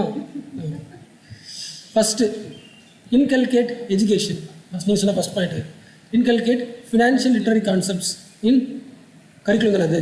ஆமாம் சரி இருங்க நான் பார்த்தேங்க. இருங்க பார்த்தா சொன்னி இது சொல்லலாம், இது சொல்ல இங்கே போட்டுக்கல. 5C approach. 5C என்ன வருது? ஃபஸ்ட்டு சீன் அது content including the curriculum in schools, college, training institution. இது முக்கியம். இது அவர் படிச்சுக்கலாம். முதல்ல தெரிஞ்சுக்க வேண்டியது இந்த 5C அப்ரோச் முக்கியம். கேட்பாங்க ரீசெண்ட்லி 5C அப்ரோச் நியூஸில் பார்த்தீங்க. இட் இஸ் பேஸ்ட் ஆன் ஹெல்த்தா, எஜுகேஷனா, ஃபினான்ஷியல் கேட்பாங்க. முக்கியம். யாரோட இனிஷியேட்டிவ்? அந்த ரிப்போர்ட் பேர் சொல்லுங்க பார்க்கலாம். நேஷனல் பார்க்கலாம் financial strategy national strategy for financial education. Okay point பார்க்கலாமா? ஃபர்ஸ்ட் பாயிண்ட் என்னது? Inculcate financial literary concepts. முதல்ல கான்செப்ட்ஸ் கொடுத்துருக்கு. ரெண்டாவது என்கரேஜ் தி ஆக்டிவ் சேவிங்ஸ் பிஹேவியர். என்கரேஜ் பண்ணிங்கன்னா அது அந்த கிராமத்தில் யார் நல்லா சேவ் பண்ணிருக்காங்களோ அவங்க கூப்பிட்டு அவார்டு தர்றது, என்கரேஜ் பண்ணி வேறு லெவல் சொல்கிறது. அப்புறம் நானும் சேவ் பண்ணணும், என்ன பண்ணுவாங்க, சேவ் பண்ணுவாங்க. Encourage participation in national markets to meet financial goals. Market develop the credit discipline, encourage the availing credit from formal institutions. என்ன அர்த்தம் அப்படின்னா யார் கடன் வாங்கினவங்க கரெக்டாக கொடுக்குறாங்களோ அவங்க என்கரேஜ் பண்ணுறது. இவங்க பேங்கில் வச்சுருந்தாங்க, கடன் வாங்கினா கரெக்டாக கொடுத்துட்டாங்க, அப்போ அவங்களுக்கு காசு என்ன பண்ணலாம், கொஞ்சம் கம்மியாக தரலாம், கட் பண்ணிடலாம் வட்டியை. Improve the usage of digital financial services. அடுத்து manage risk at various life stages. Plan for old age retirement. Knowledge about rights, duties, avenues. Improve the research and evaluation methods of assess progress in financial education. என்ன சொல்கிறாங்க? இந்த எல்லா ஒர்க்கும் பண்ணிங்கன்னா ஆட்டோமேட்டிக்காக என்ன வருமா? ஃபஸ்ட்டு வந்து முக்கியமான கான்செப்ட் கொடுத்துரு ஃபஸ்ட்டாக. ரெண்டாவது அவனோட சேவிங் பிஹேவியர் அதிகமாக்கு. அப்புறம் யாரெல்லாம் கிரெடிட் வந்து கடன் கொடுத்து கட்ட வாங்குறாங்களோ அவன் என்கரேஜ் பண்ணு. அடுத்து அவனுக்கு மார்க்கெட்னா என்னென்னு பேசிட்டு கொடுக்கணும். அதுக்கப்புறம் ஜென்ரலாக பேங்க் பற்றியான உனக்கு ரைட்ஸ் என்ன, டியூட்டிஸ் என்ன, கிரிவன்ஸ் என்ன சொல்லி கொடுத்தாரு. ஓகே. அடுத்தது டிஜிட்டல் ஃபினான்ஷியல் சர்வீஸை அதிகமாக்கு, இம்ப்ரூவ் பண்ணு. ஏன்னா கிராமத்தில் இருக்கிறான், இது இம்ப்ரூவ் பண்ணால் ஆட்டோமேட்டிக்காக என்ன பண்ணும் அவனுக்கு வந்துடுறேன். ஓகே. அப்போ இந்த விஷயத்தை அச்சீவ் பண்ணுறதுக்கு, இதெல்லாம் அச்சீவ் பண்ணுறதுக்கு ஒரு 5C அப்ரோச் இருக்குது. To achieve the above objectives, the document recommends the adoption of 5C approach. Okay, புரிஞ்சா? இந்த 5C படி பார்க்கலாம். ஃபஸ்ட்டு கன்னடம் அர்த்தம் முதல்ல சிலபஸ் ரெடி பண்ணி ஸ்கூலில் சேர்த்துருக்கு. அடுத்து கெப்பாசிட்டினா அதாவது மக்கள் பேங்க்கில் ஆட் பண்ணுவோம்ல, ஆட்கள் இருக்கணும்ல. பேங்க் அக்கௌண்ட் ஓப்பன் பண்ணி தரத்துக்கு மக்கள்கிட்ட பேசுகிறது யாருக்கு முதல்ல? நீங்கள் என்ன சொன்னீங்க? ஹியூமன் கெப்பாசிட்டி இருக்கும். அது மூணாவது அவ்வளோ அர்த்தம் கம்யூனிட்டி லெட் மாடல் ஃபார் ப்ரெசன்டேசி. ஒரு ஆள் 4 பேர் சேர்ந்து அக்கௌண்ட் ஓப்பன் பண்ணலாம், உங்களுக்கு அதிகமாக காசு தரணும்னு சொல்லலாம். அடுத்து கம்யூனிகேஷன் செட் அப்படின்னு அர்த்தம். ஓகே. அடுத்து என்ஹான்சிங் கொலாபரேஷன் அமாங் வேரியஸ் ஸ்டேக்ஹோல்டர்ஸ். இந்த 5C வச்சு என்ன பண்ணலாம் சொல்கிறாங்க. The strategy also suggests the adoption of monitoring and evaluation framework. எப்பவுமே இது முக்கியம். நீங்கள் படிக்கிறீங்கன்னா ஒழுங்காக படிக்கிறீங்களான்னு மானிட்டர் பண்ணிக்கணும், எவாலுவேட் பண்ணுங்களேன். அதே தான் சேம். இப்போ நான் ஃபினான்ஷியல் நியூஸ் கொண்டு போகிறோம், அது கரெக்டாக நடக்குதான்னு மானிட்டர் பண்ணுங்கள், வருஷம் என்ன பண்ணுங்கள், இவாலுவேட்டும் பண்ணுங்கள். So 5C approach. A 5C approach for dissemination of financial education in India. Sir country யார்? RBI. ஓகே. நாங்கள் பார்த்துட்டு இருக்கிறது யாரோட இனிஷியேட்டிவ்? ஃபஸ்ட்டு பார்த்தோம்ல, மேலே பார்த்த இனிஷியேட்டிவ் எதுனா எப்படி வந்து ஃபினான்ஷியல் பற்றி கல்வி தரலான்னு பார்த்தோம். கல்வி சார்ந்தது தான். அடுத்து பார்க்க போகிறது ஃபினான்ஷியல் இன்க்ளூஷனை எப்படி இம்ப்ரூவ் பண்ணலாம், ஸ்ட்ராட்டஜி பார்க்க போகிறோம். மேலே பார்த்தது எஜுகேஷன் ஸ்ட்ராட்டஜி, இந்த கல்வியெல்லாம் உங்களுக்கு தரணும் பார்த்தாச்சு. அடுத்து பார்க்க போகிறது சேம் RBI தான், இந்த ஸ்ட்ராட்டஜி ஃபாலோ பண்ணணும்னு சொல்கிறாங்க. ஓகேவா? போட்டுருக்கோம். RBIயோட national strategy for national inclusion. Financial எஜுகேஷனுக்கான ஸ்ட்ராட்டஜி இது ஃபஸ்ட்டு பார்த்தது. ஃபினான்ஷியல் எஜுகேஷனுக்கான இப்போ பார்க்குறது ஃபினான்ஷியல் இன்க்ளூஷன் ஸ்ட்ராட்டஜி. இது பழைய நியூஸ், 2019 நியூஸ் தான். ஆனால் டார்கெட் 2024 வரைக்கும் இருக்குது. அதெல்லாம் படிக்கணும். ஓகே. ஃபர்ஸ்ட் பாயிண்ட் பாருங்கள், most important point, lessons from other countries. Most இம்பார்ட்டன்ட்ல அப்போ வந்து ஃபினான்ஷியல் இன்க்ளூஷனை நம்ம எப்படிலாம் பண்ண போகிறோம் அப்படின்னா, முதல்ல எந்த ஊரில் ஜெயிச்சிருக்கு 100% அவங்க ஊரில் என்ன படிங்க முதல்ல, அதை எடுத்து என்ன பண்ணுங்கள், யூஸ் பண்ணுங்கள். ஓகே. எந்த கண்ட்ரிஸ்லாம் போட்டிருக்கு முக்கியமாக? China, Brazil, Indonesia. அப்புறம் நமக்கு அட்லீஸ்ட் ஒன்றா தெரியும் சைனாவோட முக்கியமான திட்டம் தெரியும். அங்கே என்ன திட்டம் போட்டு ஜெயிச்சிருப்பாங்க. இல்லை அதுக்குன்னு புதுசாக ஒரு ஆஃபீஸ் இருக்காங்களா? ஓகே. இது first point. Key recommendation, key highlights of strategy. அதில் ஃபஸ்ட் ஸ்ட்ராட்டஜி வந்து லெசன் ஃப்ரம் அதர் கண்ட்ரிஸ். மற்றெல்லாம் உங்களுக்கு எல்லாமே தெரியும். உங்களுக்கு ஃபஸ்ட் பாயிண்ட் பாருங்களேன், யூனிவர்ஸில் அடிக்க காலி பண்ணணும். ஆனால் அர்த்தம் எல்லாருக்கும் ரீச் பண்ணுறதுக்கு முதல்ல பண்ணணும். Universal access to providing bank as every village. First எல்லா வில்லேஜும் கொண்டு போனீங்கனாலே ஆட்டோமேட்டிக்காக ஃபினான்ஷியல் இன்க்ளூஷன் படிக்கலாம். அடுத்தது அது வெறும் பேங்க் அக்கௌண்ட் மட்டும் இல்லாமல் ஒரு அக்கௌண்ட் ஓப்பன் பண்ணால் நிறைய விஷயம் கிடைக்கணும்னு சொல்லுவாங்க. Okay. Saving account, credit, micro life, நான் லைஃப் இன்சூரன்ஸ் ப்ராடக்ட், பென்ஷன்ஸு, இன்வெஸ்ட்மெண்ட்டு எல்லாத்தையும் பண்ணி வச்சிடணும். புரிச்சுல? காம்ப்ரஹென்ஷனல் அர்த்தம்னா நீங்கள் ஒரு விஷயத்தை வந்து நிறைய ஆங்கிள் யோசிக்கணும் அர்த்தம். பேங்க் அக்கௌண்ட் நீங்கள் அவங்க கொண்டு தரது வழியாக அவனுக்கு நிறைய சலுகைகள் இருக்குன்னு தெரிய வச்சுட்டாலே என்ன பண்ணுவாங்க, ஸ்ட்ராட்டஜி. அடுத்து ஸ்ட்ரென்தனிங் தி digital financial service, most important. Okay. அப்போ இதுக்கு சொல்கிறது ஈஸி, அதுக்கான இன்ஃப்ராஸ்ட்ரக்சர் வாங்கணும். இன்ஃப்ராஸ்ட்ரக்சர் நம்ம சொல்ல அர்த்தம் அதாம்மா. இப்போ வந்து டிஜிட்டல்னா ஆன்லைனில் பே பண்ணுறது, அதில் இன்ஃப்ராஸ்ட்ரக்சர்னு அர்த்தம். அதான் எக்ஸாம் சொல்லிப்பாங்களா? இப்போ எலக்ட்ரிசிட்டி வீட்டுக்கு ஒரு முடிவு இருக்குது. இன்ஃப்ரா இது இந்த கம்பியில் ட்ரான்ஸ்ஃபார்மர், அந்த மாதிரி டிஜிட்டல் ஃபினான்ஸ் சர்வீஸோட இன்ஃப்ராஸ்ட்ரக்சர் அது UPI, NPCA அதெல்லாம் அவங்கள அது மாதிரி அவங்களுக்கு காமன் சர்வீஸ் சென்டர். சூப்பர். அதை என்ன பண்ணுவோம், எல்லா ஊருக்கும் கொண்டு வரணும். ஓகே. அடுத்து every willing and eligible adult registered under PMJDY should be enrolled under the insurance or pension scheme. அதான் அட்ராக்ட் பண்ணுறது. நீ அக்கௌண்ட் ஓப்பன் பண்ணுறியா, உனக்கு என்ன இன்சூரன்ஸ் உண்டு, பென்ஷன்ஸ் எல்லாம் உண்டு. அடுத்தது ஸ்கில் டெவலப்மெண்ட் என்ன பண்ணுங்க, ஃபோக்கஸ் பண்ணுங்க. உங்கள் ஸ்கில் அதிகமாகனாலே ஆட்டோமேட்டிக்காக பேங்க் தேடி வந்துடுவாங்க. Financial literacy education, consumer protection, consumer grievance redressal mechanism, right to privacy, public regulation. ரெகுலேஷனா அந்த ஊரில் யாரெல்லாம் அக்கௌண்ட் வச்சுருக்காங்க, லோன் வச்சுருக்காங்கன்னா அவங்க ரெஜிஸ்டர் பண்ணால் யூஸ்ஃபுல்லாக இருக்கும். ஓகே, அடுத்து யாருக்கெல்லாம் மிஸ் ஆகுறாங்க, யாருக்கு தரலாம் என்ன பண்ண முடியும், இதெல்லாம் இம்பார்ட்டண்ட். Plan strategy improve. அடுத்து மோஸ்ட் இம்பார்ட்டன்ட் பாயிண்ட் வந்து மெஷர்மெண்ட் ஆஃப் ஃபினான்ஷியல் இன்க்ளூஷன். நம்ம ஒரு ஸ்ட்ராட்டஜி பண்ணுறோம், அந்த ஸ்ட்ராட்டஜி வந்து இம்ப்ரூவ் செக் பண்ணுறதுக்கு என்ன பண்ணணும், பேராமீட்டர் ஸ்டடி பண்ணணும். இண்டிகேட்டர்ஸ் ஒரு 3 இண்டிகேட்டர் இருக்குது, முக்கியமான பாயிண்ட். இந்த 3 மணி யாரை சொல்லி பார்க்கலாம். இண்டிகேட்டர் என்ன புரிஞ்சிச்சா, வாட் இஸ் இண்டிகேட்டர்? ஒரு கிராமத்தில் இந்த ஸ்ட்ராட்டஜிலாம் பண்ணியாச்சு, பண்ணதுக்கப்புறம் ஜெயிச்சோமா ஜெயிச்சிலையா, அது என்ன பண்ணுறோம், பேராமீட்டர்ஸ். இந்த 3 பேராமீட்டர் படித்து மினி சொல்லி பார்க்கலாம். டக்குன்னு சொல்லுங்க, ஒரு ஆள் சொல்லுமா. எல்லா மக்களுக்குமே இது சேர்ந்துருக்காங்க, எல்லா மக்களுக்கும் போய் சேர்ந்துருக்கான்றது அசஸ்.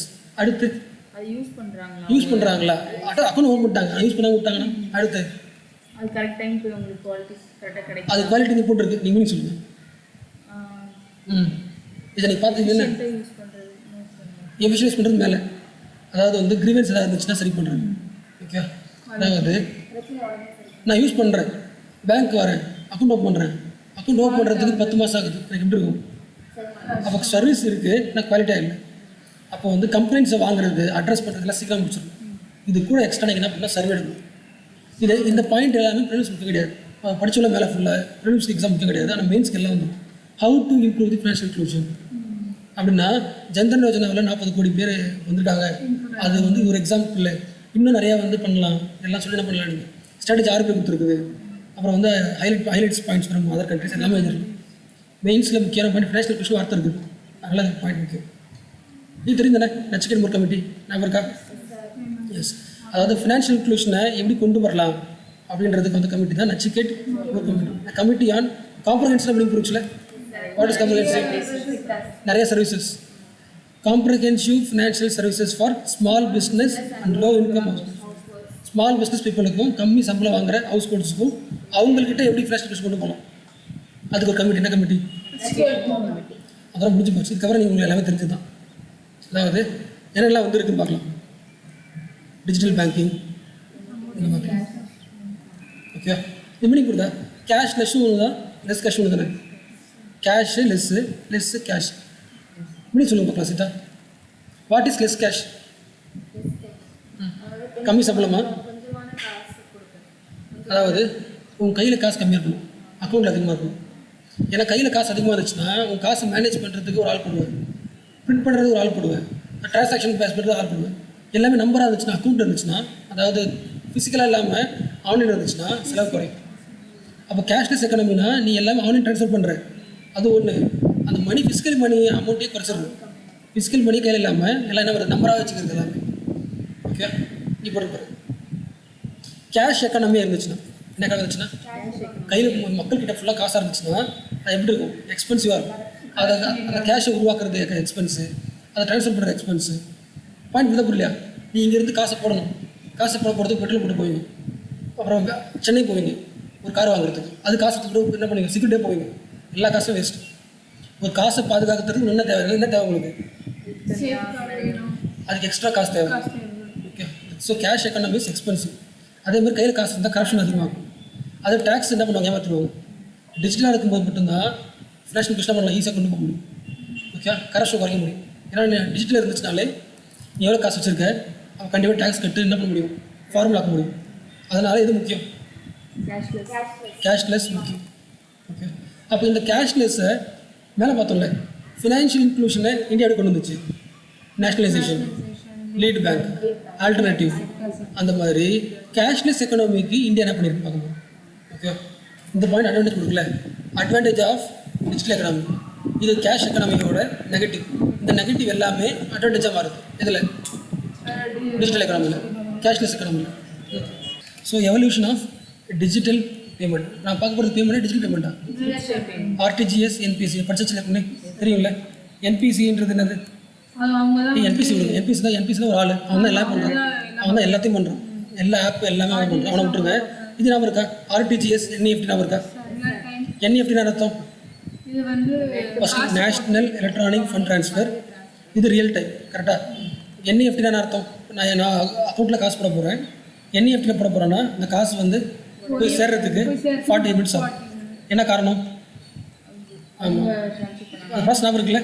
எஸ், இது சொல்லிடுறேன். ஸோ இது ஒரு பேங்க்கு. நான் என்ன பண்ண போகிறேன், இந்த பேங்க்கில் இது என்னோட பேங்க்கு. ஓகே, நான் இன்னொரு ஆளுக்கு காசு போட போகிறேன். நான் வந்து இவனுக்கு காசு போட போகிறேன். என் அக்கௌண்ட்டில் இருந்து ஒரு 1000 ரூபாவை அவனுக்கு அனுப்புகிறேன். ஆனால் நம்ம பேங்க் என்ன பண்ணாது, உடனே காசு அனுப்பிடாது. இந்த பேங்க்லேருந்து எவ்வளோ காசு அனுப்புகிறானா பார்க்குறேன். அதே 100 ரூபா அனுப்புகிறாங்கன்னா என்ன பண்ணுறாங்க, காசு பண்ண மாட்டாங்க, பேலன்ஸ் பண்ணுறாங்க. புரிஞ்சுல? அதான் அது என்எஃப்டி. அவள் இது வெயிட் பண்ணுவாங்க. எவ்வளோ வெயிட் பண்ணுவாங்க? 45 மினிட்ஸ். இதை குறைச்சிட்டாங்க, 30 மினிட்ஸ் ஆகிட்டாங்க. 30 மினிட்ஸ். புரிஞ்சுல? ஆனால் ஆர்டிஜிஎஸ் இருக்குது ரியல் டைம், உடனே. அதாவது இந்த பேங்க்கில் அந்த பேங்க்கில் என்ன பண்ணுறாங்க, மைனஸ்லாம் பண்ண தேவையில்லை, காசு போட்டால் உடனே அனுப்பிடலாம். ஆனால் யாருக்கு மட்டும்தான்? Business people. ஞாபகம் இருக்குல்ல? அப்போ என்ன பண்ணுறாங்க, இப்போ எல்லாருக்கும் ஆக்கிட்டாங்க. இதில் ஐஎம்பிஎஸ் நம்ம முதல்ல பார்த்தோம். என்இஎஃப்டின்றது இந்த பேங்க் எவ்வளோ காசு அனுப்பணும், அந்த பேங்க் எவ்வளோ காசு அனுப்பணும் பார்த்துட்டு பேலன்ஸ் மட்டும் அனுப்பி மேனேஜ் பண்ணிடுது என்இஎஃப்டி. டைம் ஆகும். ஆர்டிஜிஎஸ் உடனே அனுப்பணும், ஆனால் யாருக்கு மட்டும்தான் அது? பீப்புள். அப்போ காமன் பீப்புளுக்குமே உடனே அனுப்ப என்ன பண்ணுறது? ஐஎம்பிஎஸ் பண்ணுறாங்க. இது நான் வச்சா போதும், வேறு தேவை. ஸோ எங்கெல்லாம் ரியல் டைம் வருதோ உடனே அனுப்பிடுவாங்க. அவள் உடனே அனுப்பிட்டாங்க, ஓகே, யாருக்கும் செக் பண்ணிக்கணும். ஓகே, இதெல்லாத்தையும் யார் பண்ணுறா? எல்பிசிஐ பண்ணுறா. ஓகே, ஒரு அதுக்கு ஆக்டிவ் பாரு. NPCI functions under the Payment Settlement Act 2000. Aim என்னது? Payment செட்டில்மெண்ட்டை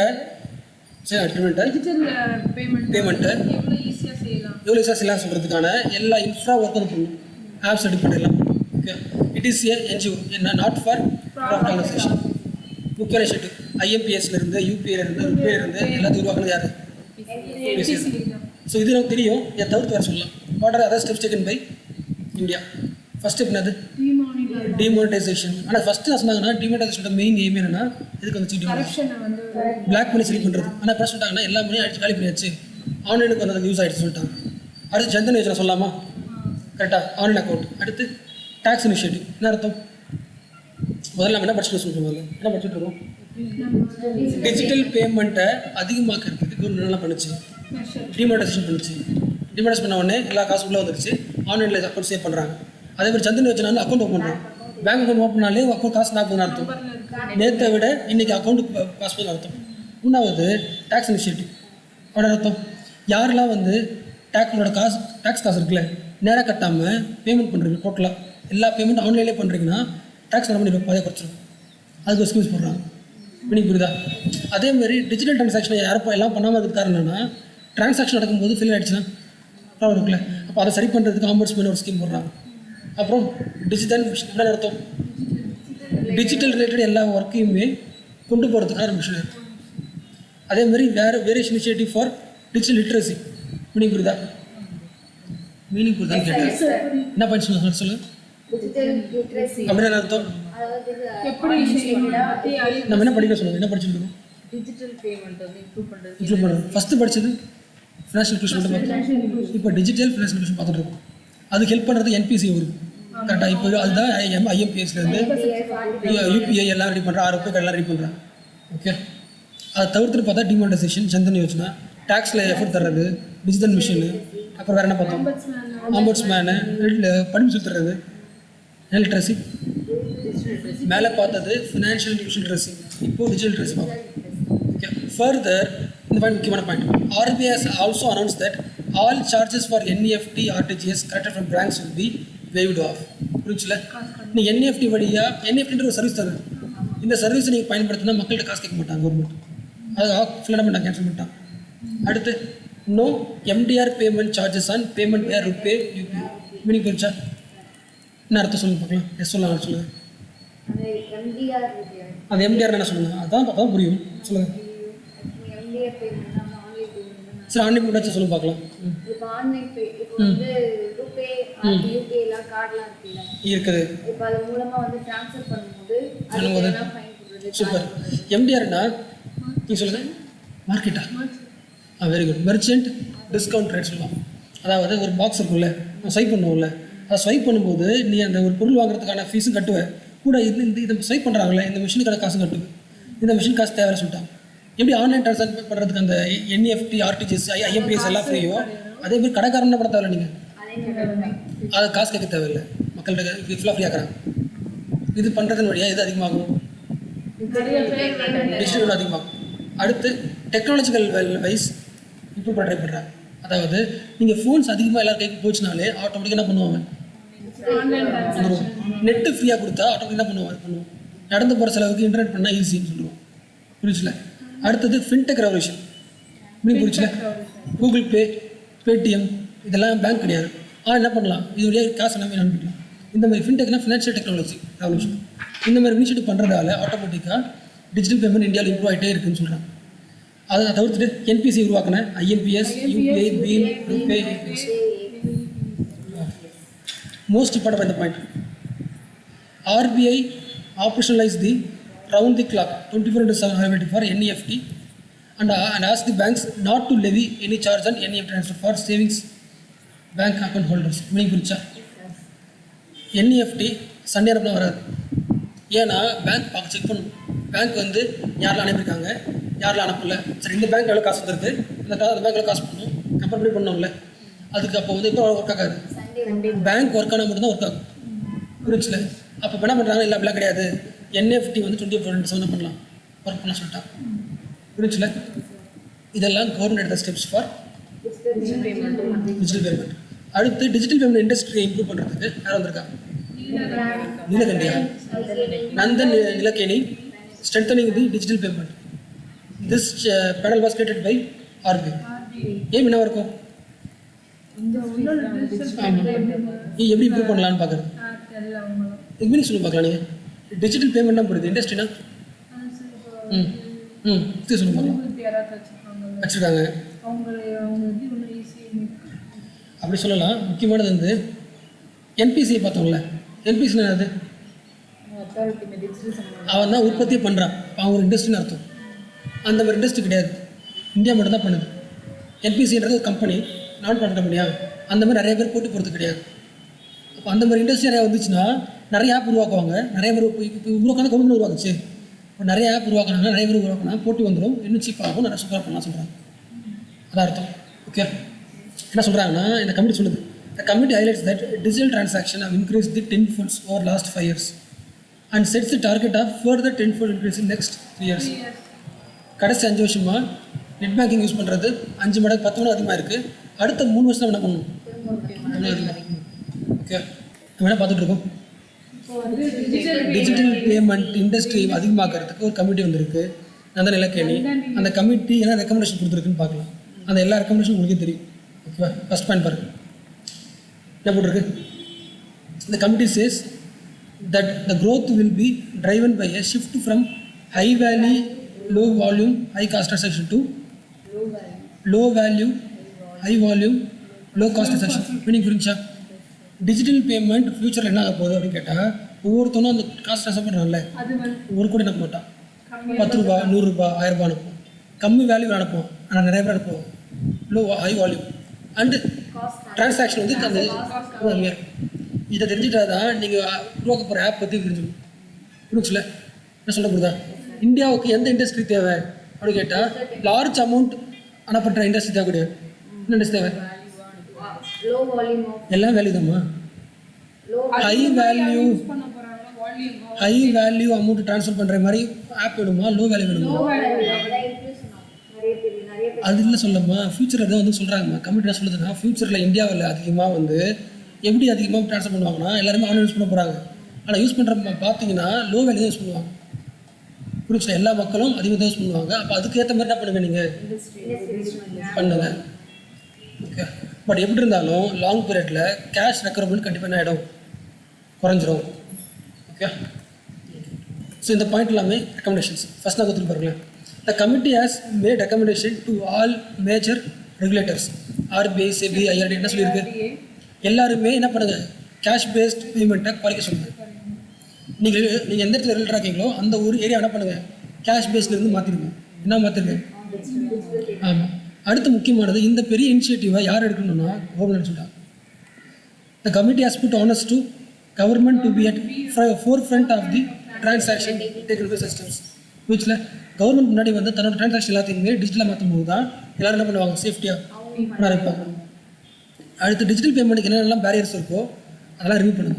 removing the transaction charges on digital payments. புரிஞ்சுல, டிஜிட்டல் பேமெண்ட்டோட முக்கியமான பேரியரு இல்லை நம்ம ஆன்லைனில் பண்ணால் 10 ரூபா கேட்பானுங்க, தேவையில்லை. அப்போ அந்த மாதிரி விஷயத்தெல்லாம் உடச்சாலே என்ன ஆகிடும், அதிகமாகிடும்.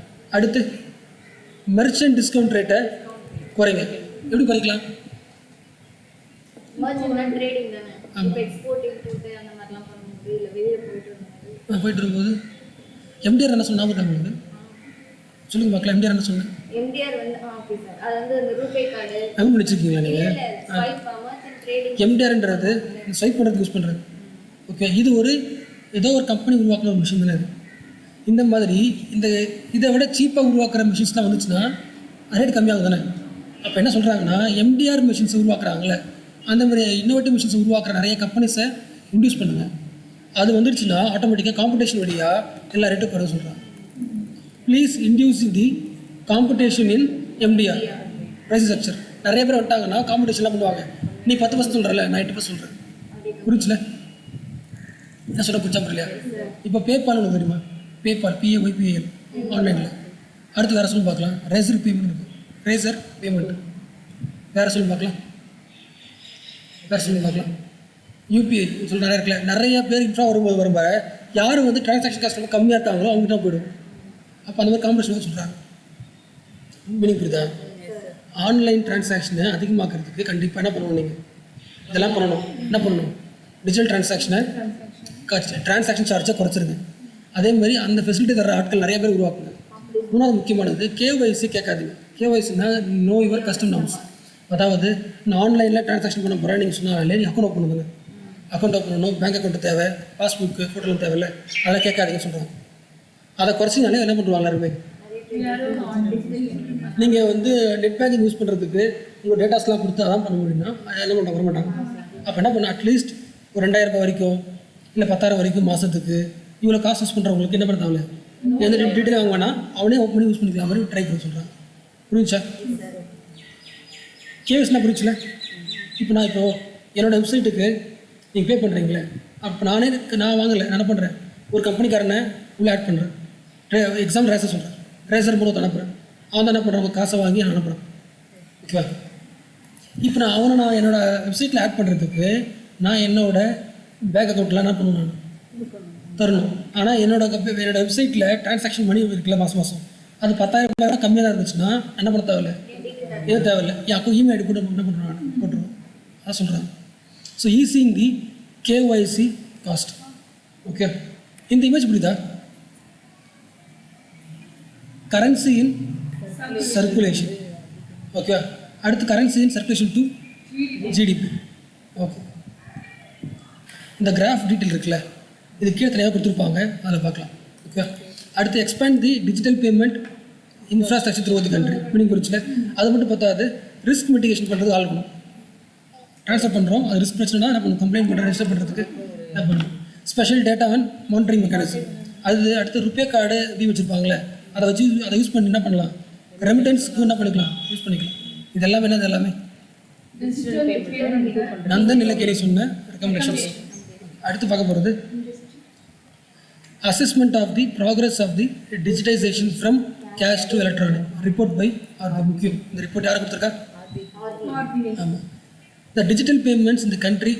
இந்த டாபிக் இருக்குல்ல, இது ஃபுல்லாகவே எப்படி சொல்கிறதுன்னா மெயின்ஸ் யூஸ் ஆகுது.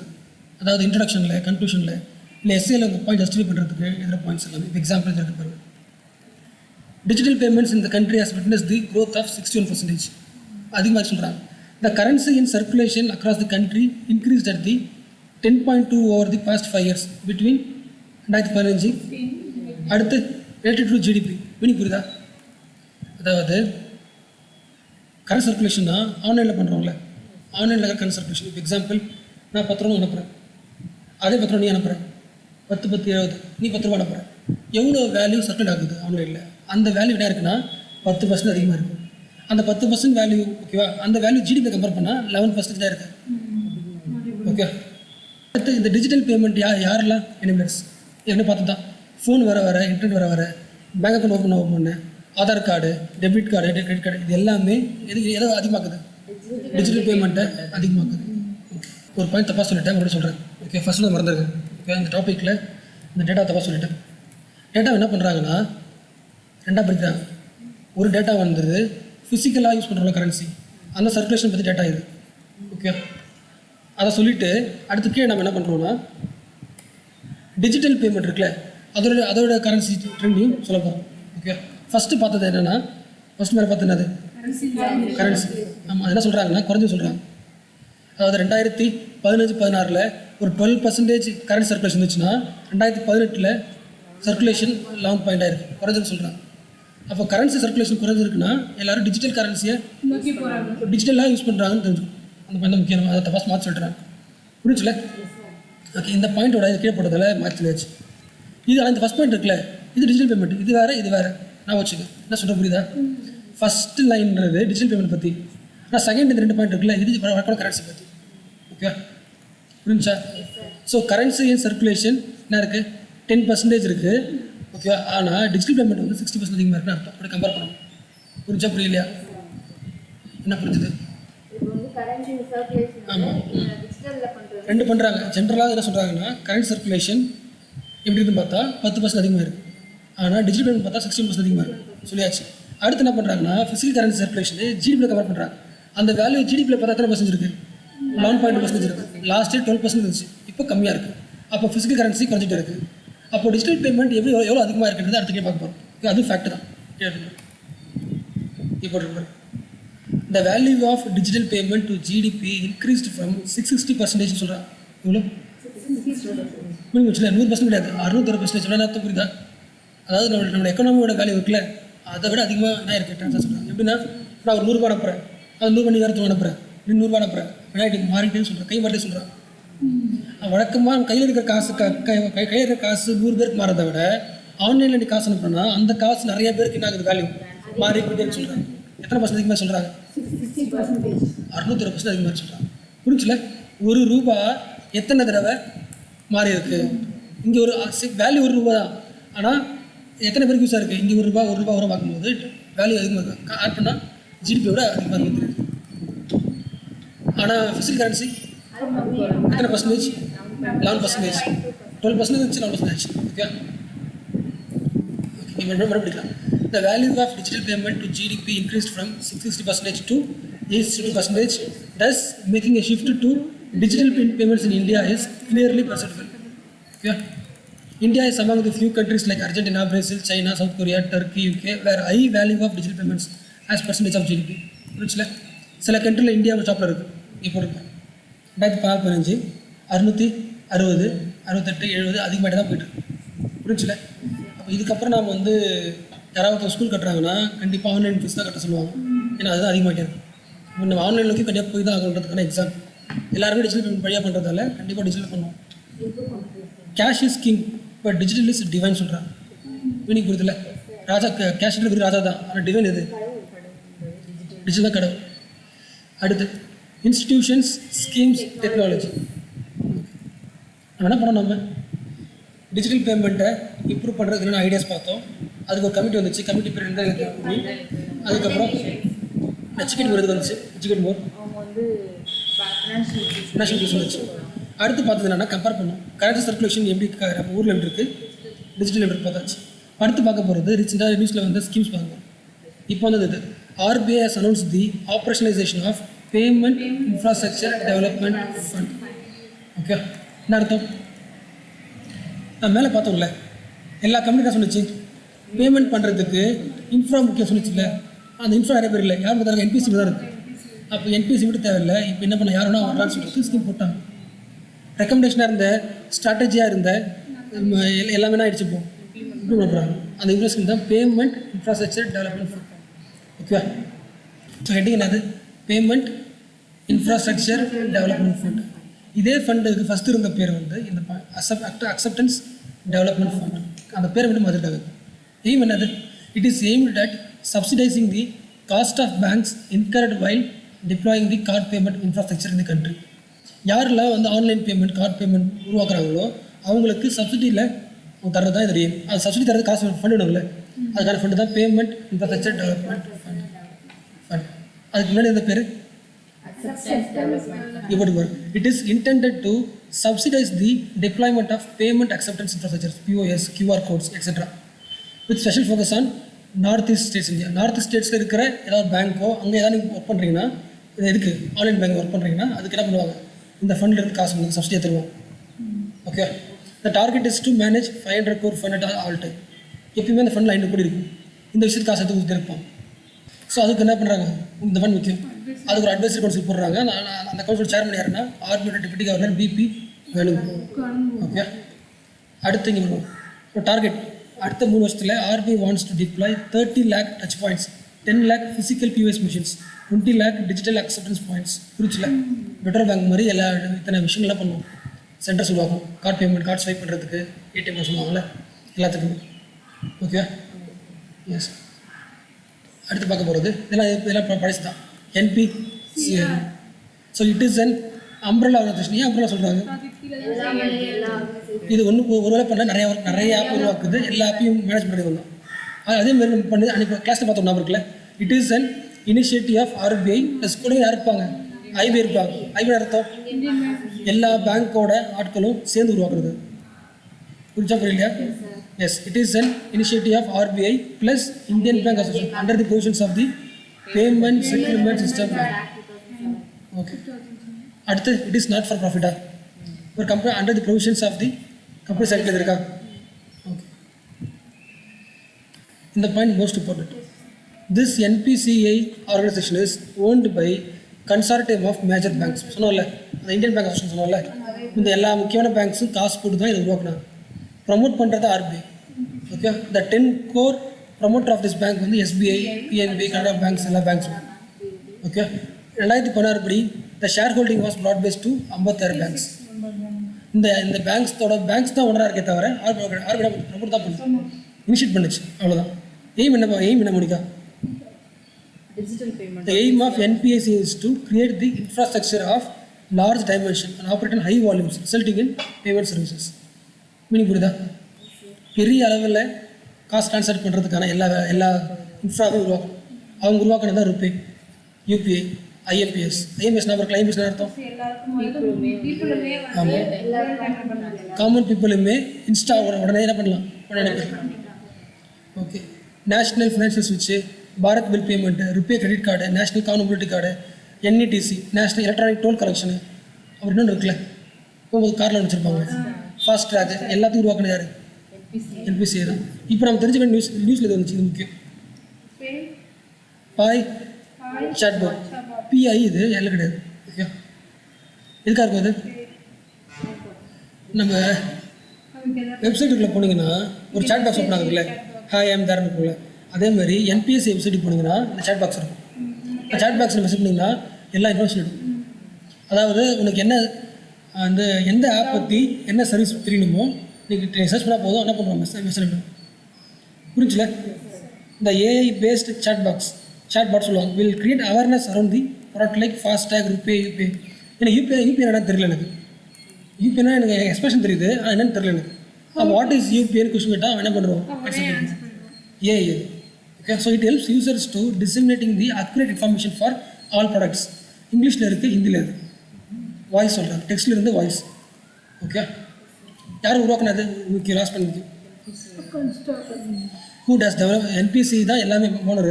டெவலப்மெண்ட் பண்ணது யாருன்னா Bengaluru based start up CoRover private limited.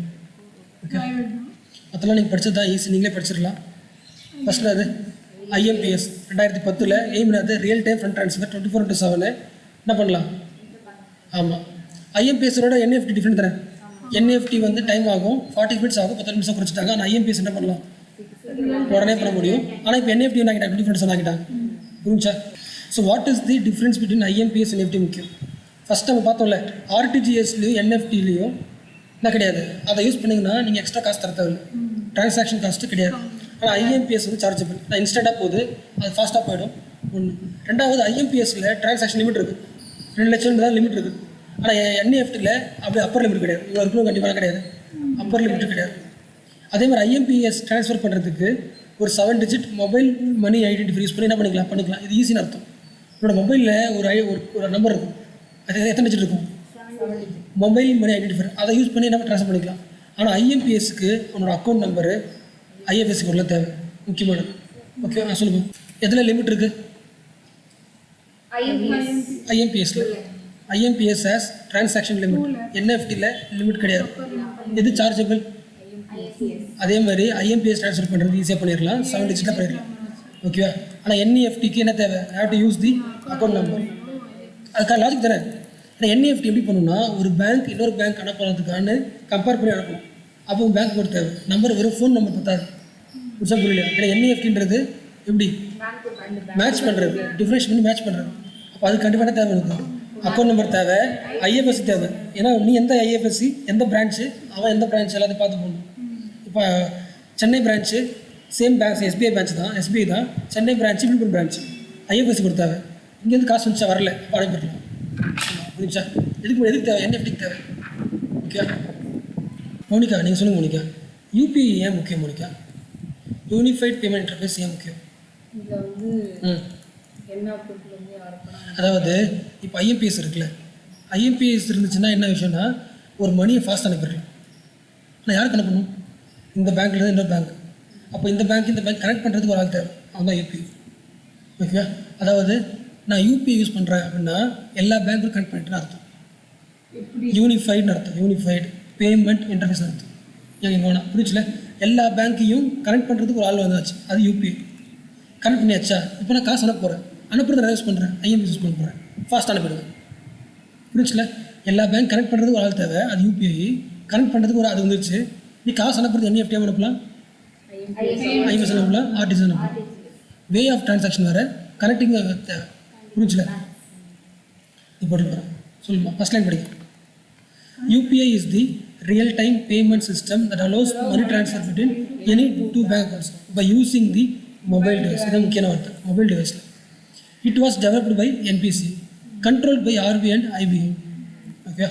UPI has been built using the IMPS payment architecture. அர்த்தம், நீங்கள் UPI யூஸ் பண்ணிங்கன்னா உங்கள் காசு வேகம் உடனே போயிடும். It was launched in 2016. UPI allows a customer to pay directly from a bank account to different merchants. இதான் முக்கியமானது. வேறு அக்கௌண்ட் என்ன பண்ணலாம், both online and offline, without hassle of typing. Credit card details ஹசல்லாம் தெரியல. ஹசல்னா பிரச்சனை என்னது? தரங்கள் இல்லாமல் easy way of credit card without credit card, without IFSC code, without net banking. இது எல்லாமே இல்லாமல் கூட யூபி என்ன பண்ணலாம் யூஸ் பண்ணி. அப்போ இது எதுவுமே யூஸ் பண்ண போகிறவே நமக்கு நம்மளோட ட்ரான்சாக்ஷன் சேஃபான கொஸ்டின் வரும் தானே. அதான் அடுத்து கொடுத்துருவாங்க.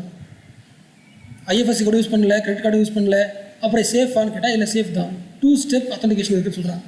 இந்த யூபிஐ ஆப் ஓப்பன் பண்ணுறதுக்கு ஒரு பின் இருக்கும், ட்ரான்ஸ்ஃபர் பண்ணுறதுக்கு ஒரு என்ன பண்ணுவோம், ட்ரான்ஸ்ஃபர் பின் இருக்கும், எம்பிஎன்னு சொல்லுவாங்க. அப்போ 2 லெவல் சேஃப்டி இருக்கிறதால இது என்ன பண்ணலாம், யூஸ் பண்ணலாம் சொல்கிறாங்க. ஓகே, அடுத்து முக்கியமானது, it is safe as customers only share the virtual payment address தான். நமக்குன்னு ஒரு அட்ரஸ் கொடுத்துருவாங்க, ஆன்லைன் அட்ரஸ். அப்போ இப்போ சொல்ல என்ன ஐஓடி படிச்சு இருக்கா, ஒவ்வொரு பொருளுக்கும் ஒரு அட்ரஸ் இருக்குல்ல. அப்போ ஆன்லைனில் நமக்கு ஒரு அட்ரஸ் கொடுத்துருவாங்க. பேங்க் அட்ரஸ் விஷயம் தேவையில்லை. உங்களோட பேங்க் அக்கௌண்ட் தான் என்ன பண்ணுவாங்க, சூஸ் பண்ணுவாங்க. அதெல்லாம் என்ன கொடுத்துருவாங்க, virtual payment address. So you should not give other sensitive informations. புரிச்சுல? It is safe as customers only have to share VPI only and provide no other sensitive informations. Receiver won't get your bank account details. Meaning புரிச்சுல? நீ எனக்கு காசு அனுப்புகிற Google Pay வழியா, என்னோடய அக்கௌண்ட்லாம் தெரியாது, பேர் தான் தெரியணும். ஆமாம். அடுத்து இதே என்ன இருக்கும்? ஃபர்ஸ்ட் மேலே பார்த்தது காசு அனுப்புறதுக்கு யூஸ் பண்ணிக்கிறது, இது பே பண்ணுறதுக்கு யூஸ் பண்ணிக்கிறது. முடிச்சா புரியல? ஒரு பேங்க்கில் இருந்து இன்னொரு பேங்க் காசு அனுப்புறதுக்கு யூபிஐலாம் யூஸ் பண்ணுறோமா, அது இன்னும் கொஞ்சம் அட்வான்ஸ்டு பேமெண்ட் பண்ணுறது. BHIM is the digital payment mobile app developed by NPC based on UPI. இப்போ என்ன புரிச்சுல? ஆமாம், யூனிஃபைடாக இருக்கும். It is an aggregator bro. It is an aggregator of all UPI bases offered by banks. It is named after the Ambedkar. இது உங்களுக்கு தெரியும். To facilitate the payment directly. Okay, அடுத்து ருபே கார்டு படிக்கணும். ருபே கார்டு அந்த விஷயம் படிக்கணும், நியூஸ் வந்துச்சு. RuPay card phase 2 launch in ஜென்ரலாக சொல்லுவாங்கன்னா ருபே கார்டுன்றது இந்தியாவோட card payment. It is a domestic card payment network of India. எல்லா ஏடிஎம்மும் எல்லா டிவைஸும் அக்செப்ட் பண்ணுற ஒரு கார்டு இது RuPay card, highly secured. Okay, இது உருவாக்காத மெயின் எய்மே எதுனா less cash economy. It has comparatively low processing cost and processing time. RuPay card இந்தியாவில் மட்டும்தான் இருக்குதா, மற்ற கண்ட்ரியில் போயிருக்காங்க அப்டேட் சொல்கிறேன். RuPay card already bin launch in UAE, Bahrain, Singapore, Saudi Arabia, Bhutan. இப்போ ஃபேஸ் 2 பூட்டான்லேயும் ஆட் பண்ணுறான். RuPay card only issued one in India கேட்டால் தப்பு இன்னும் அதிகமாகுது. இது எய்ம் என்னன்னா கான்டாக்ட்லெஸ் பேமெண்ட்ஸ். ஓகே, அடுத்து அது ஆர்டிஜி பார்த்துக்கல எப்படி பார்த்துக்கல 2004 வந்துச்சு. இது எய்ம் என்னன்னா it is mean for large value instantaneous funders. Mean குறிச்சில் உடனே அனுப்பணும் பிஸ்னஸ் பீப்புளுக்கு அதிகமாக அமௌண்ட் அனுப்பணும். அப்போ அதுக்கு ஆர்டிஜிஎஸ். அப்போ லிமிட் கண்டிப்பாக உண்டு. மினிமம் எவ்வளோ அட்லீஸ்ட் 2 லட்சம் இருக்கணும். அதே மாதிரி no maximum limit. It provided a major thrust towards the large value added digital payments. இந்த பாயிண்ட் முக்கியம். Earlier RTGS facility available between 7 to 6 தான். ஆனால் இப்போ என்ன ஆயிடுச்சுன்னா ஆமாம் 24/7 அதிகமாக ஆயிடுச்சுட்டா எங்கே போட்டுருக்கோம் இது. அது மேலேயே பார்த்தோம். இந்த ஒரு RTGS system is available round the clock. Okay, அதே மாதிரி இது நியூஸ் பார்த்தோம்ல ஆர்டிஜிஎஸ் NFT டிரான்சாக்ஷன் காசு அப்படின்னா கிடையாது பார்த்தோம். ஓகே, இதை பார்த்துட்டோம் இப்போ ஆர்டிஜிஎஸ்க்கும் NEFTக்கு ஒரே டிஃப்ரென்ஸ் தான். ஆர்டிஜிஎஸ்னு ரியல் டைம், NFT உடனே அனுப்ப முடியாது. So NEFT system don't occur in real time basis. காரணம் அது 48 ஹாஃப்லி ஹவர் பேட்சஸ். இப்போ ஹாஃப் ஹவர் மாறிடுச்சு, 23 ஹவர்லேயே பேட்சாக மாறிடுச்சு. பாதியாக குறைச்சிட்டாங்க. பேட்சஸ்னால் புரியுதில்ல, அதாவது இது ஒரு பேங்க்கு நான் என்னோட பேங்க் அக்கௌண்ட்லேருந்து இவனுக்கு காசு அனுப்புகிறேன். ஓகே, ஃபஸ்ட் ஆள் நான் 100 ரூபா அனுப்புகிறேன் இந்த பேங்க்குக்கு. அடுத்து என்ன இன்னொருத்த வரான், அவன் நம்பர் 2 அவன் 1000 ரூபா அனுப்புகிறான். அடுத்த நாள் வரான், அவன் என்ன பண்ணுறான், ஒரு 1000 ரூபா அனுப்புகிறான். வெயிட் பண்ணுவாங்க பேங்க். இந்த பேங்க்கில் ஒருத்தவன் நான் இந்த பேங்க்கில் இருக்க ஒருத்தவளுக்கு அனுப்புகிறேன். இது நம்பர் 1, நம்பர் 2, நம்பர் 3 அப்படின்னு. இது ஒரு பேட்ச், இது ஒரு பேட்சா, இது 100 டோட்டலாக 300 ரூபா. இந்த பேங்க்லேருந்து 300 ரூபா காசு அங்கே போகணும். இந்த இங்கேருந்து 100 ரூபா போகணும். அவள் ஈக்குவலாக இருக்குது, காசு நம்ம தேவை, ட்ரான்ஸ்ஃபர் பண்ண தேவையில்ல, அப்படியே பேர் எப்படி மாற்றிட்டா போதும். அந்த மாதிரி பேட்சாக எடுத்துக்கிட்டு மைனஸ் பண்ணி பார்த்துட்டு காசு அனுப்புறதா இல்லையான்னு என்ன பண்ணிப்பாங்க. ஆமாம், அதை டைம் என்ன பண்ணுறாங்க இப்போது எவ்ரி 30 minutes. எவ்வளோ every 30 minutes. there is no limit either minimum or maximum in the ஆமாம் எப்படி அன்லைக் ஆர்டிஜிஎஸ். ஓகே, இது முக்கியம் இல்லையா ஆம்பர்ஸ்மெண்ட் ஸ்கீமு. ஏன்னா டிஜிட்டல் ட்ரான்சாக்ஷன் அதிகமாக ஒரு பயம் இருக்கும்ல, சேஃப்டி ட்ரான்சாக்ட் பண்ணுறோன்னா அது ஃபெயிலியர் ஆகும் வாய்ப்பு பயப்படுவோம்ல. அப்போ கண்டிப்பாக என்ன தேவை, ஆம்பர்ஸ்மெண்ட் தேவை. அப்போ ஜனவரி 2019 உருவாக்கினா. The scheme has been launch under the section 18 of the payment settlement act 2000. இது இந்த பாயிண்ட் முக்கியம். நமக்கு குறைத்துக்கு தர சொல்கிறாங்களே ஒரு ஆள், உங்கள் காசு போயிடுச்சு போகலான்னு சொல்கிறாங்களே, அதுக்கு என்ன கிடையாது, காஸ்ட் கிடையாது. It will provide a cost-free expeditions. So the offices of Ombudsman for digital transaction will function from existing 21 offices of the bank ombudsman. Meaning கொடுத்தா ஏற்கனவே ஒவ்வொரு பேங்க்குக்கும் ஆம்பர்ஸ்மெண்ட் இருப்பாங்களே, அது மாதிரி 21 ஆஃபீஸ் இருக்குது. அந்த ஆஃபீஸ்லேயே ஆம்பர்ஸ்மெண்ட் ஃபார் டிஜிட்டல் ட்ரான்சாக்ஷன் இருப்பாங்க. ஓகே, யார் அப்பன் பண்ணுவா, RBI தான். The Ombudsman for Digital Transaction is a senior official appointed by RBI. அதே மாதிரி அந்த ஆம்பர்ஸ்மெண்ட் சொல்கிறது நமக்கு ஏற்றுக்கிற மாதிரி இல்லைன்னா அப்பீலும் பண்ணணும். This scheme also provides for appellate mechanism. So the complaint related to digital transaction conducted through banks will continue to be handled under banking ombudsman scheme. நேற்று வரைக்கும் பேங்க்கில் நடந்துச்சு டிஜிட்டல் பேமெண்ட், இப்போ ஆம்பர்ஸ்மெண்ட் ஸ்கீம் பண்ணியே நடக்குதுன்னு அர்த்தம். ஓகே, அடுத்து most important point digital payment index. அதாவது டிஜிட்டல் பேமெண்ட் நடக்கதா இல்லையான்னு இந்த பேராமீட்டர்ஸ் வச்சு முடிக்கலாம். RBI has constructed the composite digital payment index to capture the payment எப்படி டிஜிட்டலைசேஷன் நடக்குதா இல்லைன்னு செக் பண்ணுறது. ஃபினான்ஷியல் இன்ஃபர்மேஷன் செக் பண்ணுறது வேறு, டிஜிட்டல் பேமெண்ட் செக் பண்ணுறது வேறு. ஓகே, அப்போது இந்த அஞ்சு பேராமீட்டர் யூஸ் பண்ணி இந்தியாவில் டிஜிட்டல் பேமெண்ட் செக் பண்ணலாம். வெயிட்டேஜ் எக்ஸாம்பிள், பேமெண்ட் எடமேஷன் அர்த்தம், பேமெண்ட்டை வாங்குறவங்க அந்த டெக்னாலஜி இருக்கா 20% வெயிட்டேஜ். ஓகேவா, பேமெண்ட் இன்ஃப்ரா டிமாண்ட் சைடு, அப்புறம் சப்ளை சைடு, அப்புறம் பர்ஃபார்மன்ஸ் அர்த்தம், அப்புறம் கன்சியூமர் எலக்ட்ரிசிட்டி. இது எல்லாத்தையும் வச்சு என்ன பண்ணலாம், குவாலிட்டி கண்டுபிடிக்கலாம். ஓகே, இங்கே போட்டு பாருங்க. இந்த 5ல் எது வெயிட்டேஜ் அதிகம், இதில் வெயிட்டேஜ் அதிகம், இதில் வெயிட்டேஜ் அதிகம், எலக்ட்ரிசிட்டிக்கு வெயிட்டேஜ் அதிகம். நான் சொல்கிறீங்க பார்க்கலாமா? சரி, பேமெண்ட் பர்ஃபார்மன்ஸ் தான் 40% வெயிட்டேஜ். ஒரு பேங்க் இருக்குது, அந்த பேங்க் டிஜிட்டல் பேமெண்ட்டில் அனுப்புகிற குவாலிட்டி இருக்குல்ல, அது ஸ்லோவாக இருக்குன்னா 40% மார்க் ஆகிடும், குறைஞ்சி. ஸ்கோர்னா புரியுதுல, இண்டெக்ஸ்னால் 100ன்னு அர்த்தம், பேஸ் பாயிண்ட்ஸ். ஓகே, அதில் பேமெண்ட் என்ன யார் வருவா? நீ பே பண்ணுறது நல்ல தேவை, இன்டர்நெட் தேவை, மொபைல் தேவை, ஆதார் தேவை, பேங்க் அக்கௌண்ட் தேவை, பார்ட்டிசிபெண்ட் இருக்கு வச்சுருந்தேன். இதெல்லாம் இருக்குதா அப்படி செக் பண்ணுறதுக்கான வெயிட்டேஜ் வந்து எத்தனை பர்சன்டேஜ் பார்க்கலாமா? 2 தடவை பார்த்து காமிச்சிட்டேன் பாருங்க, 25%. 2 தடவை காமிச்சு மார்க் வந்துடுறீங்க. அடுத்து இதெல்லாம் இருக்குது ஓகே. அடுத்து பேமெண்ட் இன்ஃப்ராஸ்ட்ரக்சர் டிமாண்ட் சைட், அதாவது அந்த ஆன்லைனை உருவாக்குறது, debit card, credit card, prepaid payment instrument, அப்புறம் internet banking, net banking, fast tags சொல்லுவாங்களே இதெல்லாமே. அடுத்து சப்ளை சைட், பேங்க்கோட branch, correspondent, ATM, terminals, QR codes. இதுக்கு எவ்வளோ சப்ளை சைடு? 15%. இது பர்ஃபார்மன்ஸ் எவ்வளோ போயிருக்கு, ஓகே, யூனிக்காக இருக்குதா, அப்புறம் கிளியரிங் எவ்வளோ ஆகுது, சர்க்குலேஷன் எப்படி இருக்குது, கேஷ் வித்ட்ராவல், இதெல்லாம் பார்க்குறது. அடுத்து கன்சியூமர் எலக்ட்ரிசிட்டியில் இந்த மாதிரி முக்கியம். கன்சியூமர் சென்ட்ரிசிட்டியில் இது வந்துடுது, எலக்ட்ரிசிட்டினா சாரி மக்களே தப்பாக சொல்லிட்டேன், கன்சியூமர் சென்ட்ரிசிட்டி. எலக்ட்ரிசிட்டி தப்புட்டனே. சரி, ஃபஸ்ட்டு பார்த்துட்டீங்களா? சொல்ல வேண்டியது தானே, நீ பார்க்கலையா? யார் பார்த்தீங்க சொல்ல வேண்டியது தானே? நீங்க எனக்கு நீங்க அதில் மிஸ்டேக். சொன்ன மாதிரி எனக்கு தெரியல. ஓ, அப்படி கற்பனை பண்ணிட்டீங்க. ஓகே, கன்சியூமர் சென்ட்ரிசிட்டி அத்தனை பார்த்தேன். எலக்ட்ரிசிட்டி எதுக்கு 5%? ஓகே, யாரெல்லாம் வரா? Awareness, education, complaints, frauds, down time, எவ்வளோ டைம் ஆகுது, டிக்ளைன், இதெல்லாம். ஸோ இதை வச்சுக்கிட்டு ஒரு பேங்க்கில் டிஜிட்டல் பேமெண்ட் நடக்காது, இல்லை என்ன பண்ணலாம்? செக்கிங் பண்ணலாம். 5 பேராமீட்டர்ஸ். ஓகேவா? இது வரைக்கும் நீங்கள் ஏதாவது அம்ப்ரலா பார்த்தீங்களா? அம்ப்ரலா இதை பார்த்தீங்க, அந்த மாதிரி அம்ப்ரலாவில் உருவாக்குறதுக்கு இன்னொரு pan India umbrella entity for retail payments, அதாவது குட்டி குட்டி ஆப்ஸ் உருவாக்குறதுக்கும் ஸ்கீம்ஸ் இருக்குது. இந்த எல்லா ஸ்கீம்ஸையும் எல்லா குட்டி ஆப்ஸையும் மேனேஜ் பண்ணுற ஒரு பெரிய ஆளை உருவாக்குறாங்க. RBI's released the framework for authorisation of pan India umbrella entity for retail payments. இந்த வார்த்தை முக்கியம். என்ன பேமெண்ட்ஸ்? ரீட்டைல் பேமெண்ட்ஸ்க்காக வந்து நிறைய பேர் உருவாக்கலாம். இப்போதைக்கு என்பிசி இருக்கா? என்பிசி மாதிரி நிறைய பேர் உருவாக்குறதுக்கு அது என்ன பண்ணுறாங்க, ஃபைல் வாங்குறாங்க. த private companies are queuing up to set up the new umbrella entities for retail payments. புரிஞ்சுல என்ன சொல்கிற? புரியுதா புரியலையா? பேர் என்ன சொன்னேன் நான்? பிடிஎஃப்ல பாருங்கள். Pan India umbrella entity for retail பேமெண்ட்ஸா? இதில் ஒரு 5 பாயிண்ட் முக்கியம். அது ஏன் போட்டு படிங்களா? ஏன் படிங்க? ஃபர்ஸ்ட் அப்ஜெக்டிவ் படிங்க.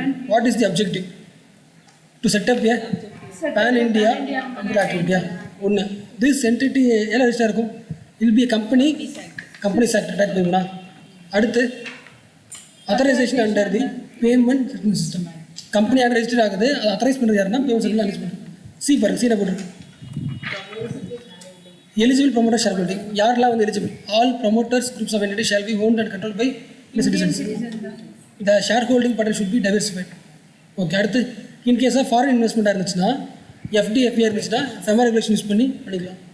மினிமம் கேபிட்டல் 5 கோடி பண்ணி ஆரம்பிக்கிறதுக்கு 5 கோடி தேவை. அடுத்து no single promoter or promoter group should have more than 40 investment. Okay, அதில் ஒரு 4 கம்பெனி அமைக்கிறதுக்கு 40 பேர் கூடாது. ஸ்கோப் ஆஃப் ஒர்க் என்னது? The umbrella entity would primary responsible setting up, managing, operating ATM, white level POS, Aadhaar based payment service எல்லாமே. ஓகேவா? இதுதான் வந்து பேங்கிங்கில் வந்த அப்டேட்ஸ். அடுத்த கிளாஸில் வந்து ஆர்பிஐ பார்க்கலாம். ஆர்பிஐயோட பேசிக்ஸ், அதோட ஃபங்க்ஷன்ஸ் என்ன, இல்லை கிளாஸில் படித்தது தான் இது பார்த்துருவேன்.